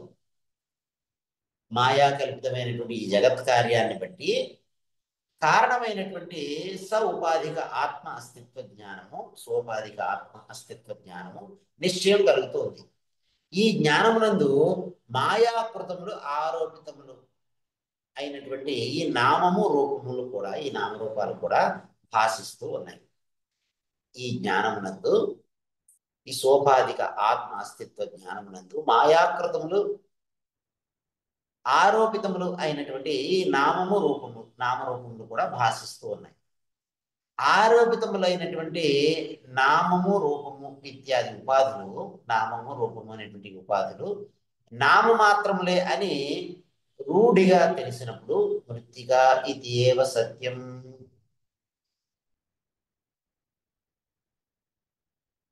ఈ నామరూపాది ఉపాధులు బుద్ధి నుండి తొలగి నిరుపాధికమైనటువంటి బ్రహ్మము యొక్క అస్తిత్వ జ్ఞానము మాత్రము బుద్ధి యందు నిలుస్తూ ఉంటుంది.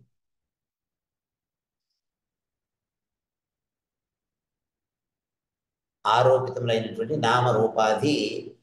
నామరూప మొదలైనటువంటి ఉపాధులు నామమాత్రములే అని రూఢిగా తెలిసినప్పుడు ఆ ఉపాధులు బుద్ధి నుండి తొలగి నిరుపాధికమైనటువంటి బ్రహ్మ అస్తిత్వ జ్ఞానము మాత్రము ఆ బుద్ధి యందు నిలుస్తుంది. ఘటము కుండ శరావాది కార్యములు ఘట శరావాది కార్యములను చూసినప్పుడు వాటన్నిటి యొక్క కారణమైనటువంటి కుండ ముంత ప్రమిద మొదలైనటువంటి వాటి యొక్క కారణము మట్టి. ఘట శరావాది కార్యములు చూసినప్పుడు ఆ మట్టితో చేయబడినటువంటి ఘట శరావాది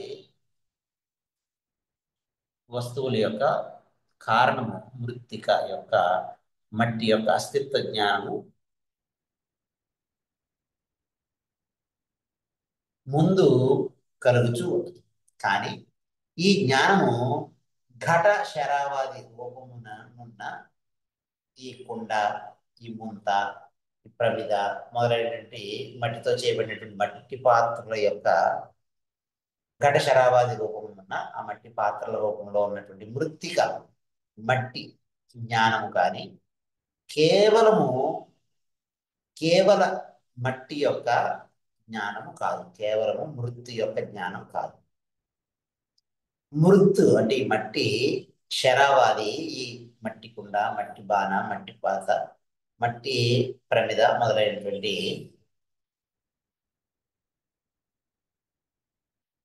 మృత్ శరావాది ఆకారములు, వాటి యొక్క వికారములు అవన్నీ కూడా అనిత్యములు. అవన్నీ కూడా నామమాత్రములు. వాచారంభణం వికారో నామధేయం మృత్తికా ఇతి ఏవ సత్యం. ఈ మృత్ శరావాది ఆకారములు, వికారములు, అనిత్యములు నామమాత్రములని దృఢంగా తెలిసినప్పుడు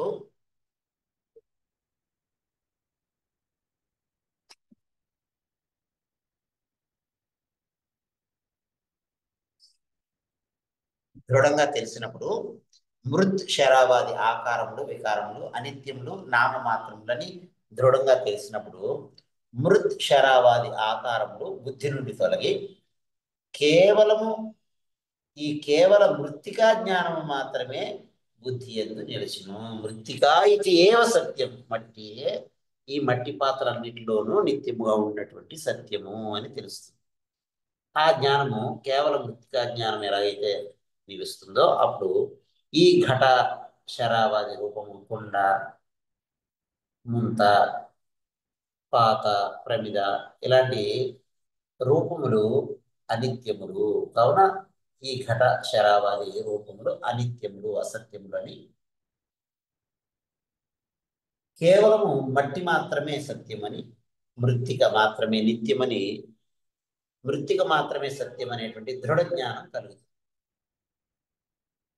ఈ తీరుననే ఈ విధంగానే మాయాశబలితమైనటువంటి ఉపాధిక బ్రహ్మజ్ఞానం నందలి ఉపాధి యొక్క అనిత్యత్వము, అసత్యత్వము నిశ్చితము అయినప్పుడు ఉపాధి జ్ఞానము తొలగిపోయి కేవల నిరుపాధిక జ్ఞానము నిలుస్తుంది. ఎలా అయితే మట్టి పాత్రలో ఉండేటువంటి రూపములు, నామములు తీసివేస్తే అందులో ఉండేటువంటి మట్టి ఎలా అయితే నిత్యంగా తెలుస్తుందో అలాగే ఈ కేవల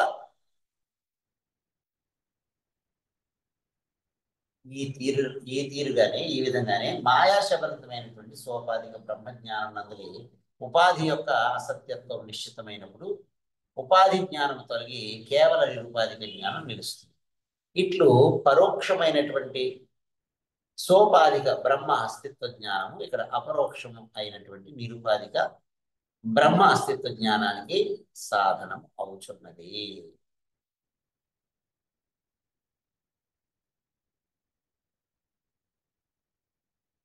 ఈ విధంగా పరోక్షమైనటువంటి సోపాధిక బ్రహ్మ అస్తిత్వ జ్ఞానము అపరోక్షమైనటువంటి నిరుపాధిక బ్రహ్మ అస్తిత్వ జ్ఞానానికి సాధనం అవుతుంది. ఈ ఉభయ విధ బ్రహ్మము, సోపాధిక బ్రహ్మము, నిరుపాధిక బ్రహ్మము, ఈ ఉభయ విధ బ్రహ్మములు ఉన్నవి అని భావించినప్పుడే ఆ ఉన్నటువంటి సోపాధిక బ్రహ్మము, నిరుపాధిక బ్రహ్మము గురించి తెలుసుకోవడానికి మనందరం కూడా ప్రవృత్తి కలుగుతుంది. మనకు తెలుసుకోవాలని మనలో ప్రవృత్తి, జిజ్ఞాస మొదలవుతుంది. ఇక్కడ ఉదాహరణము కాశీ నగరము ఉన్నట్లు, కాశీ అనేటువంటి మహానగరం ఉన్నది అన్నట్లు పరోక్షంగా తెలిసినప్పుడు, దాని గురించి విన్నప్పుడు ఆ కాశీ నగరాన్ని, కాశీ క్షేత్రాన్ని దర్శించడానికి మనలో ఒక కాశీ క్షేత్రాన్ని దర్శించాలి అనేటువంటి ఒక ప్రవృత్తి కలుగుతుంది. లేదు అనేటువంటి వాని మాటను నమ్మి దాన్ని చూడటానికి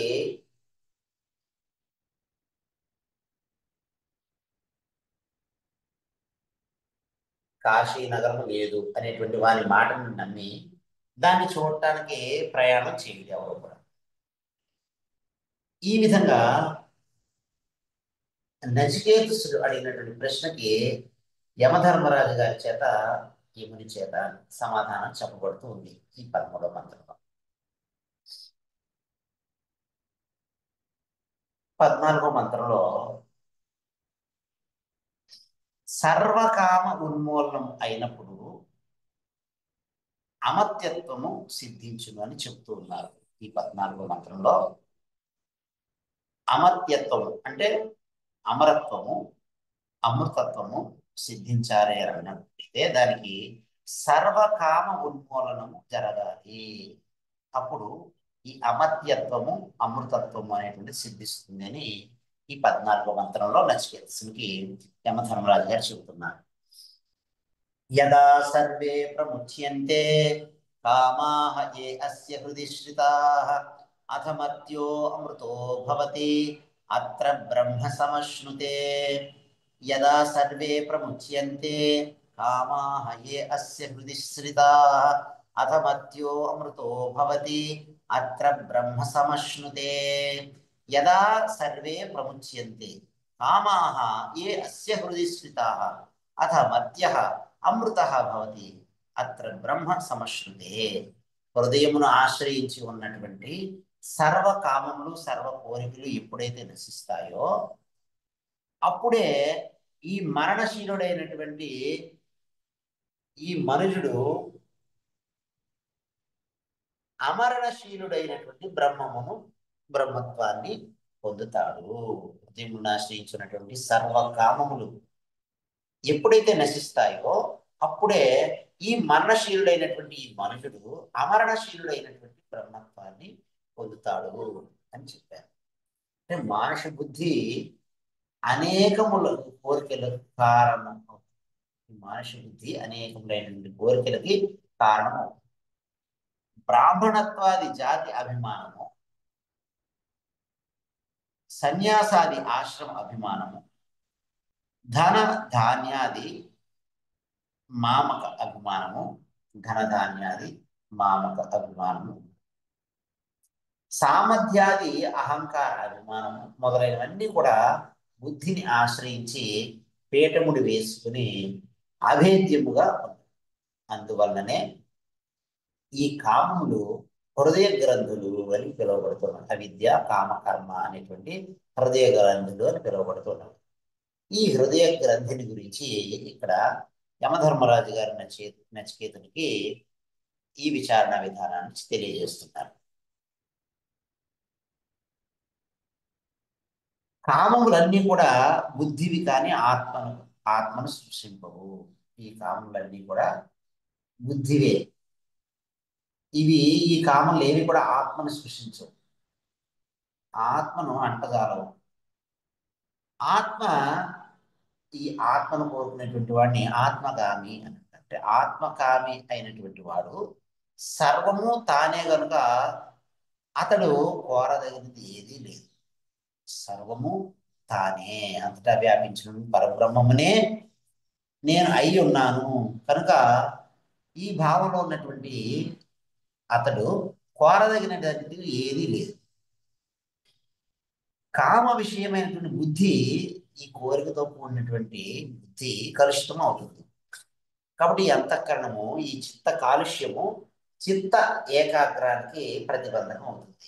ఈ చిత్త కాలుష్యం వలన చిత్తం ఏకాగ్రం కావడం లేదు, చిత్త ఏకాగ్రతకి ప్రతిబంధకం అవుతుంది. కాబట్టి చిత్త ఏకాగ్ర్యం లేనటువంటి ఆత్మ సాక్షాత్కారము అది అప్రసిద్ధం అవుతుంది. కనుక సాక్షాత్కార సౌధమును చేరటానికి, సాక్షాత్కారం అనేటువంటి ఈ దివ్య సౌధాన్ని చేరుకోవడానికి ఈ కామ ఉన్మూలనము, ఈ కామములను నివృత్తి చేసుకోవడము, నిష్కామము కావడం అనేటువంటిది ప్రథమ సోపానం, ప్రథమ మార్గం. ఆ సౌధాన్ని చేరినటువంటి వాణ్ణి మృత్యువు అందుకొనలేదు. ఎవరైతే ఈ ఆత్మ సాక్షాత్కారం అనేటువంటి సౌధాన్ని చేరుతారో వాళ్ళని మృత్యు అనేటువంటిది అంటుకొనలేదు, వారి దగ్గరికి చేరలేదు. కామ ఉన్మూలనము ప్రథమ సోపానము. ఆ సౌధాన్ని, ఆత్మ సాక్షాత్కారం అనేటువంటి సౌధాన్ని చేరినటువంటి వారికి, ఆ చేరినటువంటి సాధకుని మృత్యువు అందుకోలేదు. అందువలన ఆ మనుష్యుడు, ఆ జీవుడు అమర్త్యుడు అవుతున్నాడు, మరణం లేనివాడు అవుతున్నాడు. అనగా ఈ జన్మమునందే జీవన్ముక్తుడు అవుతున్నాడు. ఈ ప్రారంభ ఫలాన్ని అనుభవిస్తూ ఉన్నప్పుడే అతను ముక్తుడు అవుతున్నాడు, అతను జీవన్ముక్తుడు అవుతున్నాడు అని మనకు చెప్పారు. ఇంకా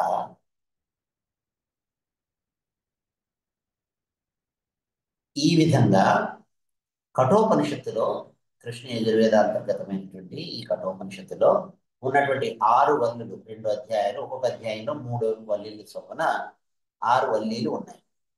ఈ విధంగా ఈ కఠోపనిషత్తు యొక్క 6వ వల్లి యొక్క ప్రథమ మంత్రమునందు సర్వ ఆశ్రయమైనటువంటి బ్రహ్మము యొక్క అస్తిత్వం, అలాగే 2వ మంత్రం 3వ మంత్రములు యందు ఆ బ్రహ్మము యొక్క సర్వ నియంతృత్వం, అలాగే 4వ మంత్రం 5వ మంత్రములలో ఈ జన్మమునందే ఆ ఆత్మను దర్శించి ప్రయత్నము ఆవశ్యకత ఉంది, తప్పనిసరిగా ఈ జన్మమునందే ఇప్పుడు ఇక్కడే ఆత్మతత్వాన్ని అనుభవపూర్వకంగా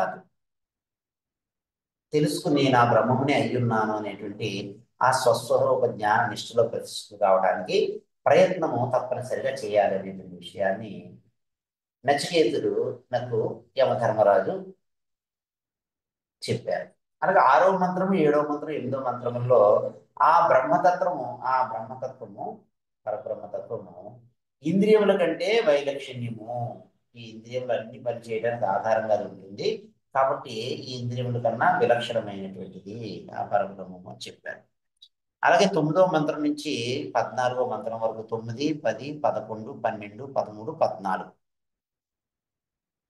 ఈ మంత్రాల్లో సర్వకామ విరహం అయినటువంటి, సర్వకామముల నుంచి విముక్తి పొందినటువంటి అస్తిత్వ బుద్ధితో సమాధి యందు తత్ ఉపలబ్ధి అంటే ఆత్మతత్వాన్ని ఎలా ఉపలబ్ధి చేసుకోవాలనేటువంటిది ఆ పద్ధతి అంతా కూడా వివరింపబడ్డాయి. ఈ 15వ మంత్రంలో సర్వకామ ఉన్మూలనము ఎప్పుడు సంభవం అవుతుందో, ఏ క్షణంలో అయితే ఈ సర్వకామముల యొక్క ఉన్మూలనము జరుగుతుందో, సర్వకామము నుంచి విముక్తి కలుగుతుందో, సంభవం అవుతుందో చూపబడుతూ ఉన్నది. ఈ 15వ మంత్రంలో యమధర్మరాజు గారు నచికేతునికి చెప్తున్నారు. యదా సర్వే ప్రవిధ్యంతే హృదయస్య ఇహ గ్రంథయః అథ మర్త్యో అమృతో భవతి ఏతావద్ధి అనుశాసనం. యదా సర్వే ప్రవిధ్యంతే హృదయస్యేహ గ్రంథయః అథ మర్త్యో అమృతో భవతి ఏతావద్ధి అనుశాసనం.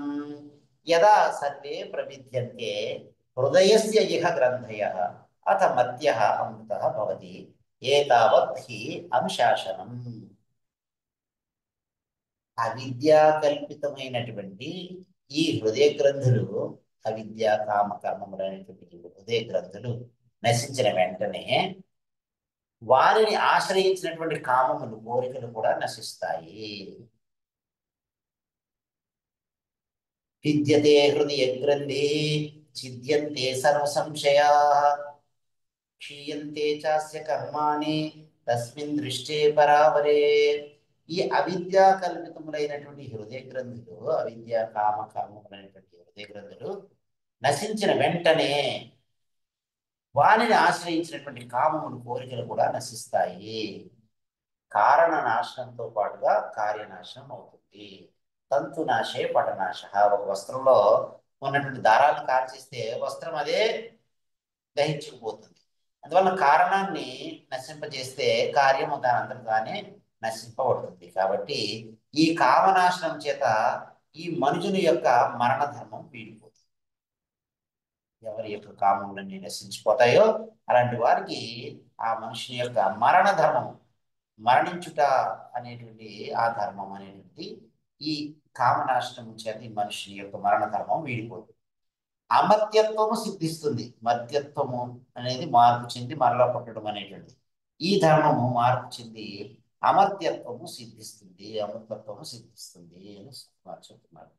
ఈ పరమ రహస్యమే సర్వ ఉపనిషత్తుల చేత కూడా అనుశాసించబడుతూ ఉన్నది. ఈ పరమ రహస్యమే సర్వ ఉపనిషత్తుల చేత అనుశాసింపబడుతూ ఉన్నది.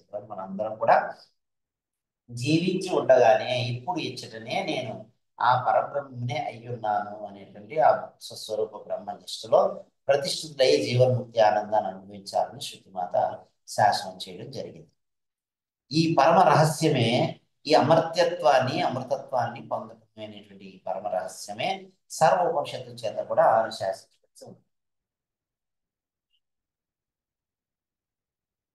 అవిద్య జన్యములైనటువంటి కామముల ఉన్మూలనం చేత అవిద్యాజన్యములైనటువంటి కామములను సమున్మూలనము చేత దాన్ని నిర్విశేషంగా మొత్తం లేకుండా చేయడం వల్ల ఈ నిర్విశేష బ్రహ్మ ఆత్మ సాక్షాత్కార రూపమైనటువంటి జీవన్ముక్తిని పొందేటువంటి ఉపాయం ఇంతవరకు చూపండి. ఇప్పటివరకు చెప్పినటువంటిది ఎలా మనం ఈ జీవన్ముక్తి ఆనందాన్ని పొందవచ్చు అనేది చెప్పారు. ఈ అవిద్యాజన్యమైనటువంటి ఈ కామాల్ని సమున్మూలనం అంటే మూలంగా అశేషముగా పూర్తిగా నిష్కామము జరిగినప్పుడు ఈ కామాలన్నీ కూడా ఈ ఉన్మూలనం జరిగినప్పుడు అప్పుడు ఆ నిష్కామములు అయినటువంటి చిత్తశుద్ధి చిత్తయాసక్తి కలిగినటువంటి ఆ బుద్ధికి నిర్విశేష బ్రహ్మ సాక్షాత్కారము, ఈ నిర్విశేష బ్రహ్మ ఆత్మ సాక్షాత్కారం రూపమైనటువంటి ఈ జీవన్ముక్తి పొందుననేటువంటి ఉపాయం ఇంతవరకు మనకు చెప్పబడింది. ఇప్పుడు అటువంటి భాగ్యాలకు నోచుకోనటువంటి మందభాగ్యులైనటువంటి వారి కోసము ఈ సంతరణ ఉపాయం చూపబడుతుంది.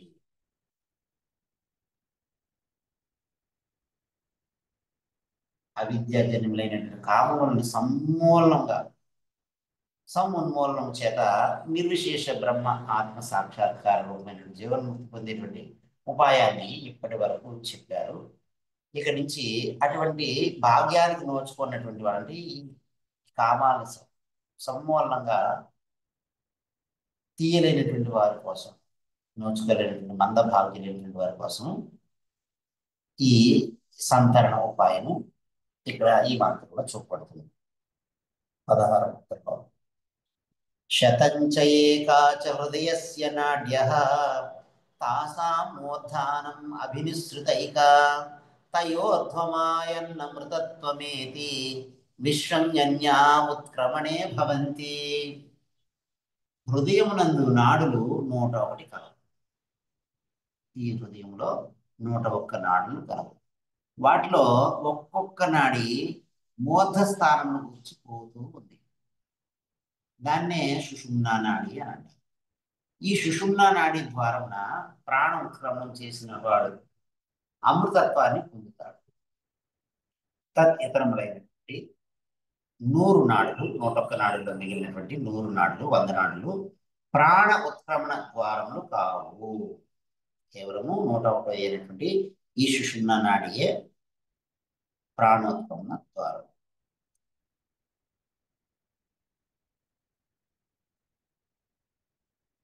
అట్లా అయినట్లయితే ఉత్క్రమణము నానాగతులు కావాల్సి వస్తుంది.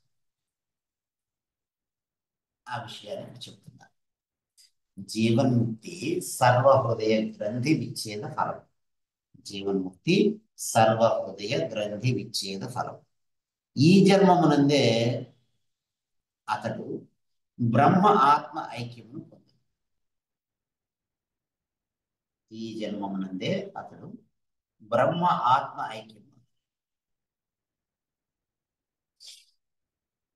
అతడు ఇతర లోకంలోకి పోడు.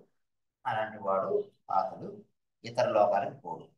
ప్రారంధం అయినటువంటి అతని శరీరము మాత్రము, ఈ ప్రారంభ ఫలమైనటువంటి అతని శరీరం మాత్రము నిర్ణీత కాలం వరకు ఉండి ఆ ప్రారంభ ఫలం పూర్తి కాగానే ఈ ప్రారంభ ఫలమైనటువంటి స్థూల శరీరం పడిపోతుంది. కానీ జీవన్ముక్తుడు శరీరం చేత సంస్పృష్టుడు కాడు. అతని యొక్క శరీరము ప్రారంభానుసారంగా ఈ లోకంలో తిరుగుతుంది. కానీ ఆ జీవన్ముక్తుడు మటుకు ఈ శరీరం చేత, ఆ జీవన్ముక్తుడు ఈ శరీరం చేత సంస్పృష్టుడు కాడు. ఆ జీవన్ముక్తుడి యొక్క సంచితం అంతా కూడా నశించడం చేత అది జన్మాంతర హేతు కానేరదు. మరలా పుట్టడానికి కావలసినటువంటి నిమిత్తము అనేటువంటిది, సంచితం అనేటువంటిది లేని కారణం చొప్పున అతనికి మరలా జన్మాంతర హేతు కానేరదు. ఈ జీవన్ముక్తి విచార చతురులు అయినటువంటి సూక్ష్మ బుద్ధులు యొక్క మహాభాగ్యం. జీవన్ముక్తి విచారణ చతురులు, జీవన్ముక్తి యందు జీవన్ముక్తి యొక్క విచారణ చతురులు అయినటువంటి సూక్ష్మ బుద్ధులు యొక్క మహాభాగ్యం. జీవన్ముక్తి విచారణ చతుర్లైనటువంటి వారి యొక్క సూక్ష్మ బుద్ధుల యొక్క మహాభాగ్యం. అది సంపూర్ణ నివృత్తి మార్గ సాధ్యము. సంపూర్ణ నివృత్తి మార్గ సాధ్యము. అది చేతగాక పంచాగ్ని విద్య మొదలైనటువంటి విద్యా అంతరములను ఆశ్రయించు మంద మధ్యమ బుద్ధులు బ్రహ్మలోక అంతరములను చేరి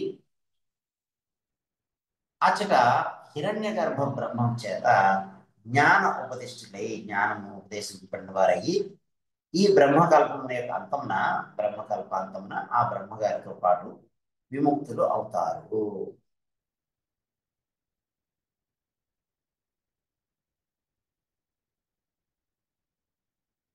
జీవన్ముక్తుని యొక్క సంచితం అంతా కూడా నశించడం చేత అది జన్మాంతర హేతు కానేరు. కాబట్టి జీవన్ముక్తి విచారణ సూక్ష్మ బుద్ధుల యొక్క మహాభాగ్యం.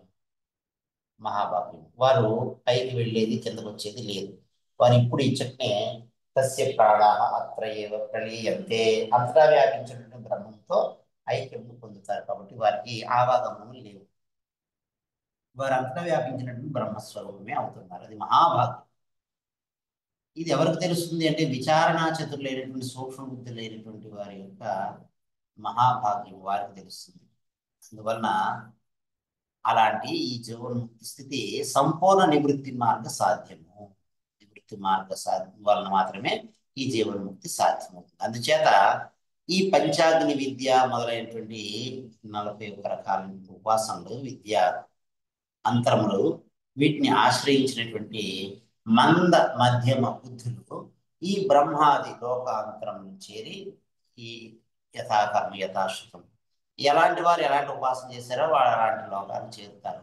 ఈ బ్రహ్మోపాసన చేసినటువంటి వారు హిరణ్య గర్భం చేత ఆ బ్రహ్మలోకానికి చేరిన తర్వాత ఆ హిరణ్య గర్భ బ్రహ్మం చేత వీరికి ఆత్మజ్ఞానము ఉపదేశింపబడి ఈ బ్రహ్మకల్పం యొక్క ఆకరణ ఆ హిరణ్య గర్భ బ్రహ్మంతో పాటుగా వారు విముక్తులు అవుతున్నారు.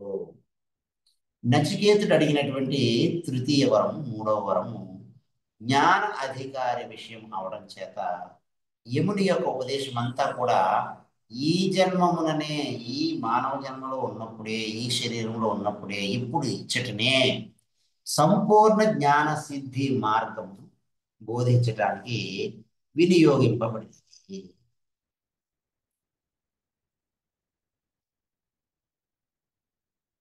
నచికేతుడు అడిగినటువంటి 3వ వరము, తృతీయ వరము జ్ఞాన అధికారి విషయం అవడం చేత యమధర్మరాజు గారి యొక్క ఉపదేశం అంతా కూడా ఈ జన్మముననే ఇప్పుడు ఇచ్చుటనే సంపూర్ణ జ్ఞాన సిద్ధి మార్గమును బోధించుటకు వినియోగింపబడింది. కానీ సంపూర్ణమైనటువంటి విషయ వివరణమునకు కర్మ ఉపాసకుల యొక్క గతి కూడా పలకరించుట అవసరము అని తలచి మున్ముందు అటువంటి వారి ప్రాణ ఉత్క్రమణ ప్రకారమును ఉదహరించుచు ఉన్నారు శ్రీ యమధర్మరాజు గారు. ఉపాసకునికి క్రమముక్తి ప్రాప్తి కలుగుతుంది అని ఇక్కడ క్రమముక్తిని గురించి చెప్తున్నారు. బ్రహ్మము జ్ఞానికి జ్ఞేయం అవుతుంది. జ్ఞానికి ఆ పరబ్రహ్మమే జ్ఞేయం అవుతుంది. తెలుసుకోదగినటువంటి జ్ఞానం ఆ పరబ్రహ్మమే. ఉపాసకునికి ఆ బ్రహ్మము ఉపాస్యం అవుతుంది. జ్ఞానికి ఉపాసకునికి ఇంతే తేడా. జ్ఞానికి ఆ పరబ్రహ్మము జ్ఞేయం అవుతుంది. ఉపాసకునికి ఉపాస్యం అవుతుంది. ఉపాసనలో తనకన్నా బ్రహ్మం వేరవుతుంది. అదే జ్ఞానస్థితిలో బ్రహ్మము ఆ బ్రహ్మమునకు తాను వేరు కాదు. అందువలన బ్రహ్మము జ్ఞానికి జ్ఞేయం అవుతుంది, ఉపాసకునికి బ్రహ్మము ఉపాస్యం అవుతుంది. జ్ఞాని బ్రహ్మ సాక్షాత్కారం చేసుకుని జీవన్ముక్తులవుతున్నాడు. ఉపాసకుడు మరణానంతరము ఆ హిరణ్య గర్భ బ్రహ్మలోకానికి వెళ్ళి అక్కడ ఆ హిరణ్య గర్భ బ్రహ్మగారి చేత జ్ఞానము పొంది ఆ హిరణ్య గర్భ బ్రహ్మగారి చేత ఉపదేశించబడినటువంటి జ్ఞాన ఉపలబ్ధి చేత ఆ హిరణ్యగర్భ బ్రహ్మంతో పాటు ఈ బ్రహ్మ కల్పాంతం వరకు కూడా కల్పాంతంలో ఆ పరబ్రహ్మం ఆ హిరణ్యగర్భ బ్రహ్మంతో పాటుగా ముక్తి పొందుతున్నాడు. హృదయం నుంచి ఊర్ధ్వ మార్గమున కేశాంతం వరకు ప్రసరించేటువంటి సుషుమ్న ద్వారమున అతనికి ప్రాణ ఉత్క్రమణము కలుగగా సూర్య మార్గమున అతడు బ్రహ్మలోకము చేరును. అతడు ఆ ద్వారముననే శరీరమును ప్రవేశించు, ఆ మార్గముననే నిర్గతుడు అవును. ఏ శరీరం ఏ మార్గంలో అయితే ఈ శరీరంలో ప్రవేశించాడో ఆ బ్రహ్మరంధ్రము ద్వారా మరలా ఈ శరీరాన్ని విడిచిపెడతాడు.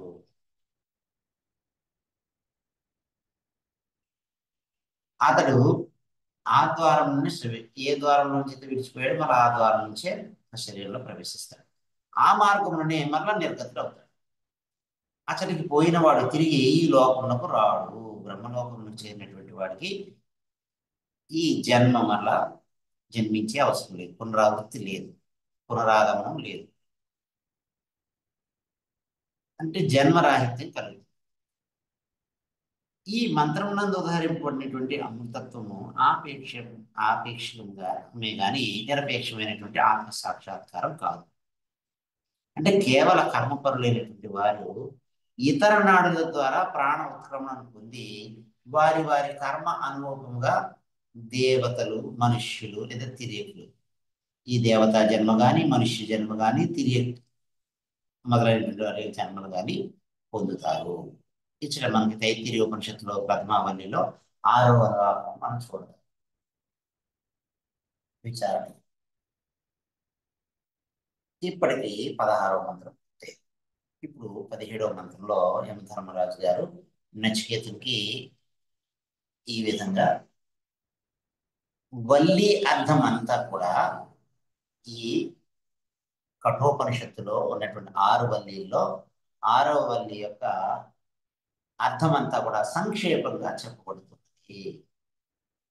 అంగుష్టమాత్ర పురుష అంతరాత్మా సదా జనానాం హృదయే సన్నివిష్టః తం స్వాత్ శరీరాత్ ప్రవృహేత్ ముంజాదివేషికాం ధైర్యేణ తం విద్యాత్ శుక్రం అమృతం ఇది. అంగుష్టమాత్రః పురుషః అంతరాత్మా సదా జనానాం హృదయే సన్నివిష్టః తం స్వాత్ శరీరాత్ ప్రవృహేత్ ముంజాదివేషికాం ధైర్యేణ తం విద్యాత్ శుక్రం అమృతం ఇది. పరమ పురుషుడు అంగుష్టమాత్రుడు. ఉపాసన కోసము ఆ పరమ పురుషుడిని ఇక్కడ అంగుష్టమాత్రుడు అని చెబుతున్నారు. సర్వాంతర్యామి, సర్వులలోనూ అంతర్యామిలో ఉండేటువంటి వాడు కాబట్టి సర్వాంతర్యామి. ఆయన హృదయ కమలం నందు, ఈ హృదయాకాశం నందు, దహరాకాశం నందు సన్నిహితంగా ఉన్నటువంటి వాడు. హృదయ కమలం నందు సన్నిహితంగా ఉన్నటువంటి వాడు. ఆ పరమ పురుషుణ్ణి ప్రమాదరహితమైనటువంటి జ్ఞానం చేత, ప్రమాదరహితమైనటువంటి జ్ఞానం అంటే శృతి యుక్తి అనుభూతులతో శ్రవణ మనన నిధిధ్యాసనల ద్వారా జీవ బ్రహ్మ ఐక్య బోధను సంశయ విపర్య రహితముగా అపరోక్షముగా అనుభవ సహితంగా శబ్ద ప్రమాణం చేత తెలుసుకొనదగినదని. అందువలన ఆ పరమాత్మని, ఆ పరమ పురుషుణ్ణి ప్రమాదరహితమైనటువంటి జ్ఞానం చేత ఎలా అయితే గడ్డిలో నుంచి కాడను విడదీస్తామో దేహం నుండి వివేచన చేసి వేరు పరచవలను. ఈ దేహము నేను కాదు, ఈ ఇంద్రియములు నేను కాదు, ఈ మనస్సు నేను కాదు, ఈ బుద్ధి నేను కాదు, ఈ ప్రాణములు నేను కాదు అని వివేచన చేత, విచక్షణ చేత, జ్ఞానం చేత వేరుపరిచి నేను ఈ శరీరము, ఇంద్రియములు, మనస్సు, బుద్ధి, ప్రాణముల కన్నా వేరు కాను. ఈ శరీర ఇంద్రియ మనోబుద్ధి ప్రాణాదుల చేత వాటి వాటి కర్తవ్యములు చేయించేటువంటి చైతన్య స్వరూపుడను నేను.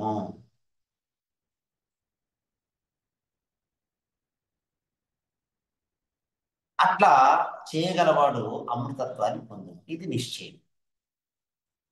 పరమాత్మ సర్వవ్యాపి.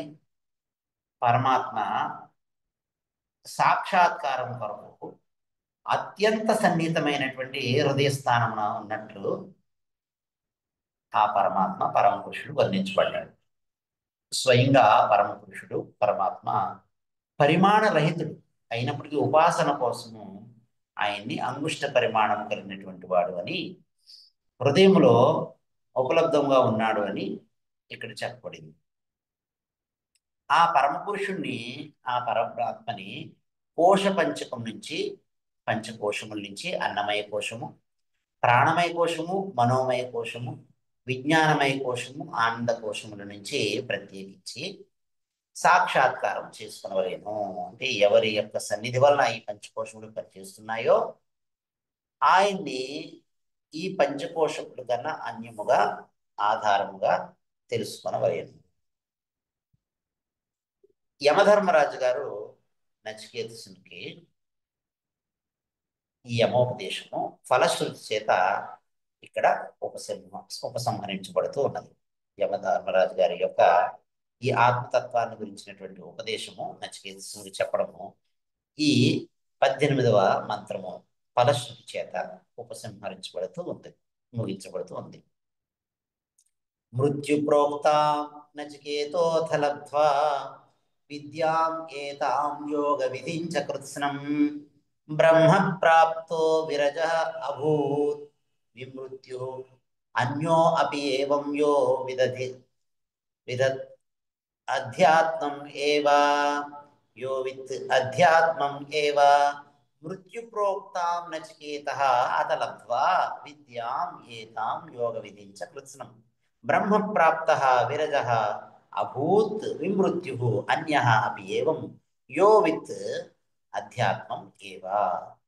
యమధర్మరాజు గారు ఉపదేశించినటువంటి ఈ బ్రహ్మ విద్యను, యోగ విధిని కూడా నచికేతసుడు సంపూర్ణంగా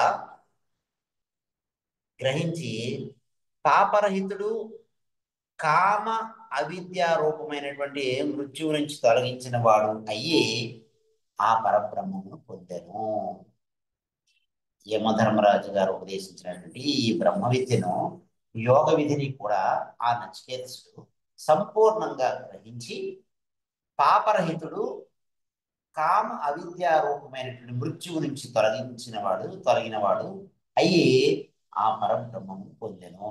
ఈ విధంగా ఆత్మను ఎరిగినటువంటి ప్రతి మనుషుడు కూడా పాపరహితుడు, మృత్యు విముక్తుడు అయ్యి ఆ పరబ్రహ్మమును చెందును, ఆ పరబ్రహ్మను పొందును అని ఈ కఠోపనిషత్తు యొక్క 6వ వల్లి యొక్క ఆఖరి మంత్రం 18వ మంత్రంలో చెప్పారు. ఉత్తర శాంతి పాఠం. ఓం इति शांति पाठः. ओम सहना भवतु सहनौ भुनक्तु सह वीर्यं करवावहै तेजस्विनौ अधीतमस्तु मा विद्विषावहै. ओम शांति शांति शांति. ఈ విధంగా కఠోపనిషత్తు యొక్క ద్వితీయాధ్యాయంలోని తృతీయ వల్లి సంపూర్ణం. ఓం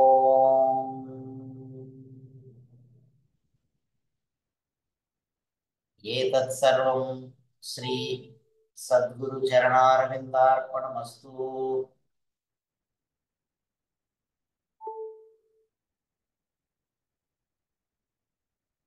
స్వస్తి. హరి ఓం తత్సత్. హరి ఓం తత్సత్.